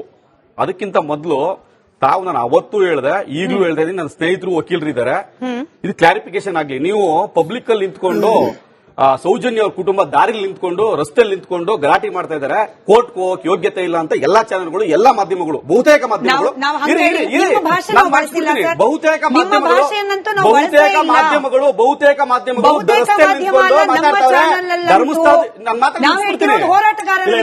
ಬಹುತೇಕ ಅಂತ ಹೇಳ್ತಾರೆ. ಪ್ರಾರಂಭ ಮಾಡಿದ್ರು ನಮ್ಮ ವ್ಯೂವರ್ಸ್ಗೆ ರಾಂಗ್ ಮೆಸೇಜ್ ಹೋಗಬೇಡ. ನಿಮ್ಮ ಚಾನಲ್ ಹೇಳ್ತಾ ಇರೋದು ಹೋರಾಟಗಾರರ ಬಗ್ಗೆ ಹೇಳಿ ಸರ್, ಬಟ್ ತಪ್ಪು ಹೇಳಬೇಡಿ, ಹೇಳಿ ಸರ್, ನಿಮ್ಮ ಚಾನಲ್ ನೇರವಾಗಿ ಅವ್ರ ಬಗ್ಗೆ ಹೇಳಿದ್ರೆ ಅವ್ರ ಬಗ್ಗೆ ಎಲ್ಲ ಹೋರಾಟಗಾರರ ಬಗ್ಗೆ ಸೌಜನ್ಯ ಕುಟುಂಬ ಸುಪ್ರೀಂ ಕೋರ್ಟ್ ಹೋಗಿಲ್ಲ ಅಂತ ಹೇಳಿದ್ರೆ ಹೌದು. ಈ ಮಾತನ್ನ ನೋಡ್ತೀನಿ, ಸುಪ್ರೀಂ ಕೋರ್ಟ್ ಹೋಗಿಲ್ಲ ನೀವೇನ ಕೇಳಿಸ್ಕೊಳ್ಳಲ್ವಾ? ನಾವು ನೀವ್ ಹೇಳಿ ಸರ್, ಸಮಾಧಾನವಾಗಿ ಹೇಳಿ ಸರ್. ನಮ್ಮ ಆಡಿಯನ್ಸ್ ಕಿವಿ ಆರೋಗ್ಯ ಸರ್, ನನಗಿಲ್ಲ ಸರ್. ನೀವು ಪ್ರದೀಪ್ ಸರ್, ನಾನ್ ಕಾವಾಗಿದ್ದೀನಿ. ಆಯ್ತು ಸರ್, ಹೇಳಿ ಸರ್, ಹೇಳಿ ಅಂತಾನೆ ಹೇಳ್ತಿದ್ದೀನಿ. ಹೇಳಿ ಸರ್, ವಿಷಯಕ್ಕೆ ಬನ್ನಿ ಸರ್, ಹೇಳಿ sir. CC number, special CC number 203 2016 state of Karnataka versus Santosh Rao. ಇದು ಕೆಳಗಡೆ ಕೋರ್ಟ್ ಆದ್ಮೇಲೆ ಈ ಆರ್ಡರ್ ಅಕ್ವಿಟಲ್, ಅವನು ಸಂತೋಷ್ ರಾವ್ ಅಕ್ವಿಟಲ್ ಆದ್ಮೇಲೆ ಇದನ್ನ ಚಾಲೆಂಜ್ ಮಾಡಿರೋರು ಯಾರು? State by central bureau of investigation, special crime branch, Rajaji Bhavan, Basant Nagar, Chennai. ಆಯ್ತಾ? Represented by special police prosecutor number 36 Ganganagar, Bengaluru. Advocate ಯಾರು? P Prasanna Kumar is representing. ಯಾರು ಚಾಲೆಂಜ್ ಮಾಡಿರೋದು ಸರ್? ಅಡ್ವೊಕೇಟ್ ಆಗಿದ್ರೆ ಹೇಳಿ, ಯಾರು ಚಾಲೆಂಜ್ ಮಾಡಿರೋದು? ಸಿಬಿಐ ತಾನೆ? ಸಿಬಿಐ ಅಂದ್ರೆ central government, represented by central government challenge ಮಾಡಿರೋದು ಎಲ್ಲಿಗೆ? ಹೈಕೋರ್ಟ್ಗೆ. In the high court of Karnataka, Bengaluru. Judgement dated 30th August 2024. ನೀವ್ ಹೇಳ್ತಾ ಇದ್ರಿ ಸೌಜನ್ಯರ ಕುಟುಂಬ ಮಾಡಬೇಕು. ಇಲ್ಲ, ಸುಳ್ಳು. ಆ ರೀತಿ ಎಲ್ಲೂ ಇಲ್ಲ. ಡಿಫ್ಯಾಕ್ಟೋ ಕಂಪ್ಲೇಂಟ್ ಮಾಡಬಹುದು, ಅವ್ರಿಗೆ ಅವಕಾಶ ಇದೆ, ಇಲ್ಲ ಅಂತ ಹೇಳಲ್ಲ. ಡಿಫ್ಯಾಕ್ಟೋ ಕಂಪ್ಲೇಂಟ್ ಮಾಡಬಹುದು. ಆದ್ರೆ ಈ ಪ್ರಕರಣದಲ್ಲಿ ಸಿಬಿಐ ಅವ್ರ ಮೇಲೆ ಚಾರ್ಜ್ ಶೀಟ್ ಹಾಕ್ತು, ಸಿಬಿಐ ವಿರುದ್ಧವಾಗಿ ಆರ್ಡರ್ ಬಂತು. ಅದೇ ಆರ್ಡರ್ ಮತ್ತೆ ಹೈಕೋರ್ಟ್ ಮುಂದೆ ಹೋದ್ರು. ಹೈಕೋರ್ಟ್ ಅಲ್ಲಿ ಪ್ರಕರಣ ಅವ್ರ ವಿರುದ್ಧನೇ ಆಯ್ತು. ಅವರು ತಿರ್ಗಿ ಅದಾದ್ಮೇಲೆ ಸುಪ್ರೀಂ ಕೋರ್ಟ್ಗೆ ತೆಗೆದುಕೊಂಡು ಹೋಗ್ಬೇಕಂತ ಬಹಳ ದೊಡ್ಡ ಜವಾಬ್ದಾರಿ ಸಿಬಿಐ ಮೇಲೆ ಇದೆ ಈ ಕ್ಷಣಕ್ಕೂ. ಬಟ್ ಡಿಫ್ಯಾಕ್ಟೋ ಕಂಪ್ಲೇಂಟ್ ಆರ್ಡರ್ಗೆ ಸೌಜನ್ಯ ಅವ್ರ ಕುಟುಂಬರು ಹೋಗಬಹುದು. ನಾನು ಮುಗಿಸ್ತಾ ಇಲ್ಲ. ನೀವು ಹೇಳಿದ್ಮೇಲೆ ನಾನು ಹೇಳ್ತೀನಿ. ಇವತ್ತು ಅರ್ಧ ಗಂಟೆ ನೀವೇ ಮಾತಾಡಿ, ಆಮೇಲೆ ನಾನು ಹೇಳ್ತೀನಿ, ಅದನ್ನ ಕೇಳಿಸ್ಕೋಬೇಕು. ದರ್ಶನ್ ಪ್ರಕರಣದಲ್ಲಿ ಹೋಗಿದ್ಯಾರು? ಹೈಕೋರ್ಟ್ ಹೋಗಿದ್ಯಾರು? ರೇಣುಕಾಸ್ವಾಮಿ ಕುಟುಂಬ ಹೋಯ್ತಾ? ಇಲ್ಲ, ಹೋಗಿದ್ದು ಗವರ್ಮೆಂಟ್. ಅಲ್ಲಿಂದ ಸುಪ್ರೀಂ ಕೋರ್ಟ್ ಹೋಗಿದ್ಯಾರು? ಗವರ್ಮೆಂಟ್. ಸರ್ಕಾರ ಹೋಯ್ತು, ಅವು ಬೇಲ್ ಕ್ಯಾನ್ಸಲೇಷನ್ ಮಾಡ್ತು. ಹಾಗಾಗಿ ಸೌಜನ್ಯ ಕುಟುಂಬನೇ ಹೋಗ್ಬೇಕು ಅಂತ ಹೇಳ್ಬಾರ್ದು. ಯಾಕಂದ್ರೆ ಸೌಜನ್ಯ ಕುಟುಂಬನೂ ಒಂದು ಅವಕಾಶ ಇದೆ. ಆದ್ರೆ ಬಹಳ ದೊಡ್ಡ ಜವಾಬ್ದಾರಿ ಚಾರ್ಜ್ ಶೀಟ್ ಆಗ್ತಾರಲ್ಲ, ಯಾರು ಆಗ್ತಾರಲ್ಲ, ಸರ್ಕಾರ ಹಾಕಿರೋದು, ಸರ್ಕಾರನೇ ಹೋಗ್ಬೇಕು. ಇದು ಸ್ಪಷ್ಟವಾಗಿದೆ. ನೀವು ದಯಮಾಡಿ ಆತರ ಹೇಳ್ಬೇಡಿ. ಅವ್ರಿಗೆ ಹೋಗಕ್ ಅವಕಾಶ, ರಸ್ತೆ ನಿಂತ್ಕೊಂಡು ಬೈತವ್ರೆ, ಧರ್ಮಸ್ಥಳ ಹೆಸರು ಹಾಳು ಮಾಡ್ತಾರೆ, ಹೇಳ್ಬೇಡಿ. ಆಯ್ತಾ? ಇವಾಗ ನಾನ್ ಹೇಳ್ತೀನಿ, ಕೇಳಿಸ್ಕೊಳ್ಳಿ. ನಾನ್ ಹೇಳಿದ್ದು ಅವತ್ತು, ಇವತ್ತು, ಯಾವತ್ತೂ ಕೂಡ ನಾನ್ ಹೇಳೋದು, ಬೀದಿಲ್ ನಿಂತು ಹೋರಾಟ ಮಾಡುವವರಿಗೆ ಪಿಐಎಲ್ ತಗೊಂಡು ಹೈಕೋರ್ಟ್ಗೆ ಹೋದಾಗ ಹೈಕೋರ್ಟ್ ಬಹಳ ಸ್ಪಷ್ಟವಾಗಿ ಹೇಳಿದೆ, ಇಲ್ಲಿ ಪಿಐಎಲ್ ತೆಗೆದುಕೊಳ್ಳುವ ವಿಚಾರ ಇದಲ್ಲ, it's a rape and murder case. ಹೀಗಾಗಿ ಇದರಲ್ಲಿ ಅಧಿಕೃತವಾಗಿ ಧ್ವನಿ ಇರೋದು ಹೋರಾಟಗಾರರಿಗಲ್ಲ, ಬದಲಾಗಿ ಸೌಜನ್ಯ ಕುಟುಂಬಸ್ಥರಿಗೆ ಅಂತ ನಾನು ಹೇಳದ್ನೇ ಹೊರತು ಸರ್ಕಾರ ಆಗ್ಲಿ, ಸಿಬಿಐ ಆಗ್ಲಿ. ನೋಡಿ ಸರ್, ನೀವು ಹೇಳಿದ್ದನ್ನ ಅಷ್ಟನ್ನು ಕೇಳಿಸ್ಕೊಂಡೆ ಸರ್, ನೀವು ಹೇಳಿದ್ದನ್ನ ಅಷ್ಟನ್ನು ಕೇಳಿಸ್ಕೊಂಡೆ. ನಾನು ಮಾತನಾಡ್ತಿರೋದು ಹೋರಾಟಗಾರರಿಗೆ, ಹೋರಾಟದ ವಿಚಾರ. ನಾನು ಅದನ್ನೇ ಹೇಳ್ತಿರೋದು ಸರ್. ನಾನು ಹೇಳ್ತಿರೋದು ಕೇಳಿಸ್ಕೊಳ್ಳಿ. ನೋಡಿ ಪ್ರದೀಪ್ ಸರ್, ನೀವು ಪೂರ್ತಿ ಹೇಳಿದ್ದನ್ನು ನಾನು ಕೇಳಿಸ್ಕೊಂಡೆ ಅಂದಾಗ ನಾನು ಹೇಳೋದನ್ನು ಕೇಳಿಸ್ಕೋಬೇಕು. ನನ್ನ ನಿಲುವು ಈಗಲೂ ಸ್ಪಷ್ಟವಾಗಿದೆ. ನೀವೇ ಹೇಳಿದ ಮಾತಿನ ಆಧಾರದ ಮೇಲೆ ಸೌಜನ್ಯ ಕುಟುಂಬಕ್ಕೂ ಅಧಿಕಾರ, ನೀವೇ ಹೇಳಿದ್ದು, ಪ್ರದೀಪ್ ಸರ್, ನಿಮ್ದು ಮುಗಿಸಿದ ಮೇಲೆ ನಾನು ಮಾತಾಡ್ತೀನಿ. ನೀವೇ ವಾರ್ತೆ ಮುಗಿಸಿದ್ಮೇಲೆ ನಾನು ಮಾತಾಡ್ತೀನಿ. ಅವ್ರು ಮುಗಿಸ್ಲಿ, ನೀವು ಮುಗಿಸಿದ್ಮೇಲೆ ನಾನು ಮಾತಾಡ್ತೀನಿ ಸರ್. ನಿಮ್ದು ಮುಗಿತಾ ಸರ್? ಈಗ ನಾನ್ ಮಾತನಾಡುವಾಗ 30 ಸೆಕೆಂಡ್ ತಾಳ್ಮೆ ನಿಮ್ದಿರ್ಬೇಕು. 30 ಸೆಕೆಂಡ್ ತಾಳ್ಮೆ ನಿಮ್ದಿರ್ಬೇಕು. ನಾನು ಅವತ್ತು ಹೇಳಿದ್ದಷ್ಟೇ, ಇವತ್ತು ಹೇಳಿದ್ದಷ್ಟೇ. ಬೀದಿಲ್ ನಿಂತು ಹೋರಾಟ ಮಾಡುವ ಹೋರಾಟಗಾರರಿಗೆ ಕೋರ್ಟ್ನಲ್ಲಿ ಯಾವುದೇ ರೀತಿಯ ಸ್ಪೇಸ್ ಇಲ್ಲ. ಇಲ್ಲಿ ಹೋಗಬೇಕಾಗಿರೋದು ಸೌಜನ್ಯ ಕುಟುಂಬಸ್ಥರು. ಯಾಕೆ ಹೇಳ್ದೆ? ಹೈಕೋರ್ಟ್ ಪಿಐಎಲ್ ವಿಚಾರಕ್ಕೆ ಹೇಳಿರುವ ಆ ಒಂದು ಆದೇಶವನ್ನ ಆಧಾರವಾಗಿ ಇಟ್ಕೊಂಡಷ್ಟೇ. ಸಿಬಿಐ ಅಲ್ಲ ಸರ್, ರಾಜ್ಯ ಅಲ್ಲ, ಕೇಂದ್ರ ಸರ್ಕಾರವೇ ಹೋಗ್ಲಿ, ಖುಷಿ ಪಡೋದ್ರಲ್ಲಿ ನಾನು ಒಬ್ಬಳು. Very clear stand. ಇದ್ರಲ್ಲಿ ಆಕ್ಷೇಪ ಮಾಡೋದೇನಿದೆ? ಬೀದಿಲ್ ನಿಂತು ಹೋರಾಟ ಮಾಡುವವರಿಗೆ ಅವಕಾಶ ಇಲ್ಲ ಅನ್ನೋದಷ್ಟೇ ನನ್ನ ನಿಲುವು. ಒಂದೇ ನಿಮಿಷ. ಈಗ 2023 ಆರ್ಡರ್ ಬಂತಲ್ಲ, ಬಿಜೆಪಿಯ ಮುಖಂಡರನ್ನ, ವಿರೋಧ ಪಕ್ಷದ ನಾಯಕನ ಯಾಕೆ ಚಾಲೆಂಜ್ ಮಾಡಿದ್ರು ಕೇಳಿ ಸರ್ ಕೇಳಿ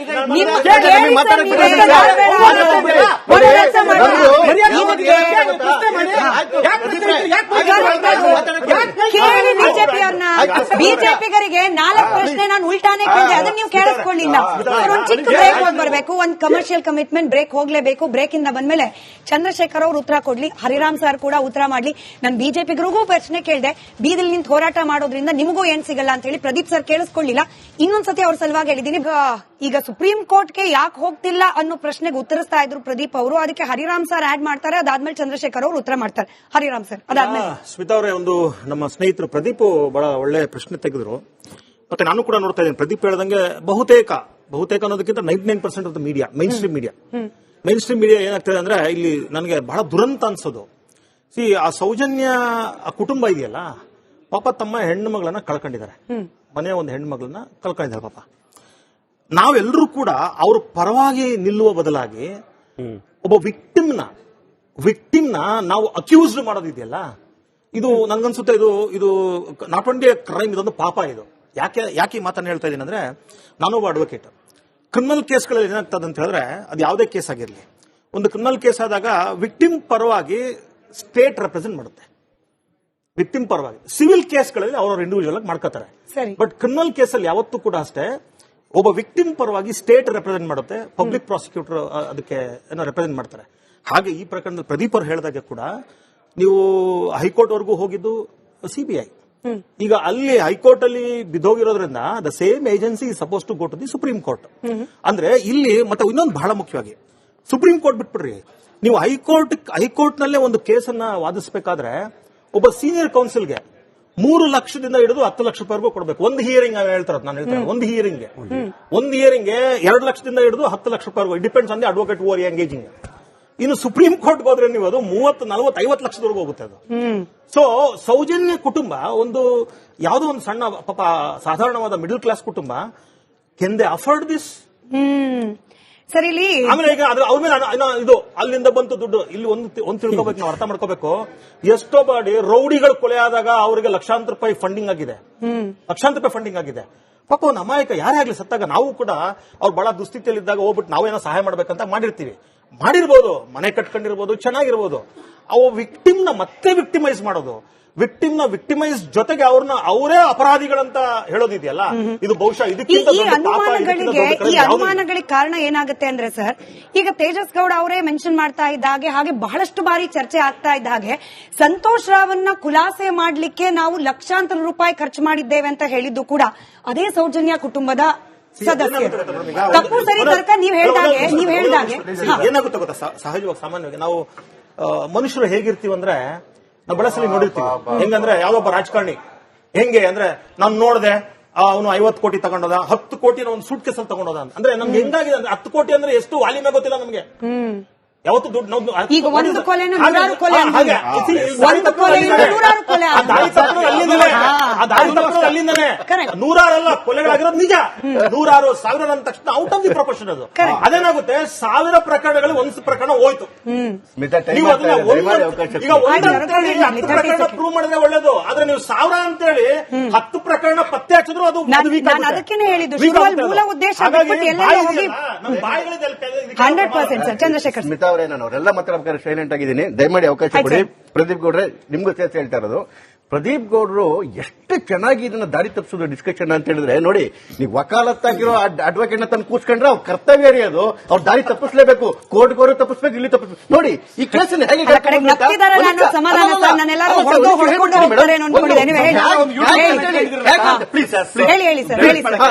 ಸಿಬಿಐ ಆಯ್ತಲ್ಲ, ಇವ್ರು ಎಲ್ಲಿಗೆ ಬಂದು ನಿಂತರು, ಯಾವ್ದನ್ನ ಮುಚ್ಚಿಟ್ರು ಅಂತ ಹೇಳ್ತೀನಿ.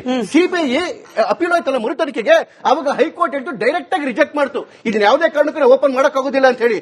ಅದಾದ್ಮೇಲೆ ಏನಾಯ್ತು, ಯಾವಾಗ ಹಾದಿ ಬೀದಿ ಗಲಾಟೆ ಶುರುವಾಯ್ತಲ್ಲ, ಆ ಸಂದರ್ಭದಲ್ಲಿ ಸುಳ್ಳಿಯಾದ ಒಂದು ಹಿಂದೂ ಸಂಘಟನೆ PIL ಹಾಕ್ತು.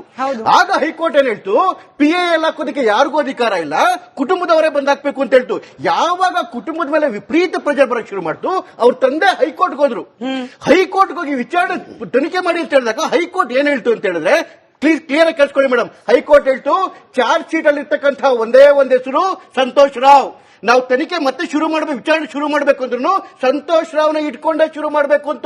ಅವಾಗ ಏನಂದ್ರೆ ಇವರ ಸೌಜನ್ಯ ತಂದೆ ಅಂತ ಹೇಳಿದ್ರೆ ಸಂತೋಷ್ ರಾವ್ನ ಇಟ್ಕೊಂಡು ಶುರು ಮಾಡೋಗಿದ್ರೆ ತನಿಖೆನೇ ಬೇಡ ಅಂತ ಹೇಳಿ ಕೋರ್ಟ್ಗೆ ವಾಪಸ್ ಬಂದ್ರು. ಅದರ್ಥ ಆಮೇಲೆ ಇನ್ನೊಂದು ಹೇಗೆ ದಾರಿ ತಪ್ಪಿದ್ರು ಅಂತ ಹೇಳಿದ್ರೆ ದರ್ಶನ್ ಕೇಸ್ ಉಲ್ಲೇಖ ಮಾಡ್ತಾರೆ. ಸ್ವಾಮಿ ಅಲ್ಲಲ್ಲ, ದಯಮಾಡಿ ಲಾಯರ್ ಆಗಿ ಕೇಳೋದಲ್ಲ. ಯಾಕೆಂತ ಹೇಳಿದ್ರೆ ದರ್ಶನ್ ಕೇಸ್ ನೋಡಿ, ರನ್ನಿಂಗ್ ಕೇಸ್ಗೂ ತೀರ್ಪು ಆಗಿರೋ ಕೇಸ್ಗೆ ವ್ಯತ್ಯಾಸ ಇರುತ್ತೆ. ಇದನ್ನ ನಾನು ಹೇಳಿದ್ರೆ ನಾನು ಸೌಜನ್ಯ ವಿರೋಧಿ ಆಗ್ಬಿಡ್ತಿದ್ದೆ ಸರ್. ಇದನ್ನ ನಾನು ಹೇಳ್ಬಿಟ್ರೆ ನಾವು ಸೌಜನ್ಯ ವಿರೋಧಿ. ಆಯ್ತು, ಒಂದ್ ಕೆಲಸ ಮಾಡೋಣ ಸರ್, ರಿಪಬ್ಲಿಕ್ ಕನ್ನಡದಲ್ಲಿ ಎನಿವೆ ಇವತ್ತಿನ ಚರ್ಚೆಗೆ ಸಮಯ ಇದ್ದದ್ದು ಚಂದ್ರಶೇಖರ್ ಸರ್, ಪ್ರದೀಪ್ ಸರ್, ನಿಮ್ಮಿಬ್ಬರಿಗೂ ಒಂದು ಮನವಿ. ಆಯ್ತು ಸರ್, ಆಯ್ತು. ಥ್ಯಾಂಕ್ ಯು ಸಮಯ. ಗಂಟು ಕಟ್ಟಿಕೋ ಲವಂಗ ಹಸಿರು ಏಲಕ್ಕಿಯಿಂದ ತುಂಬಿದ MDH D+ ಮಸಾಲೆ.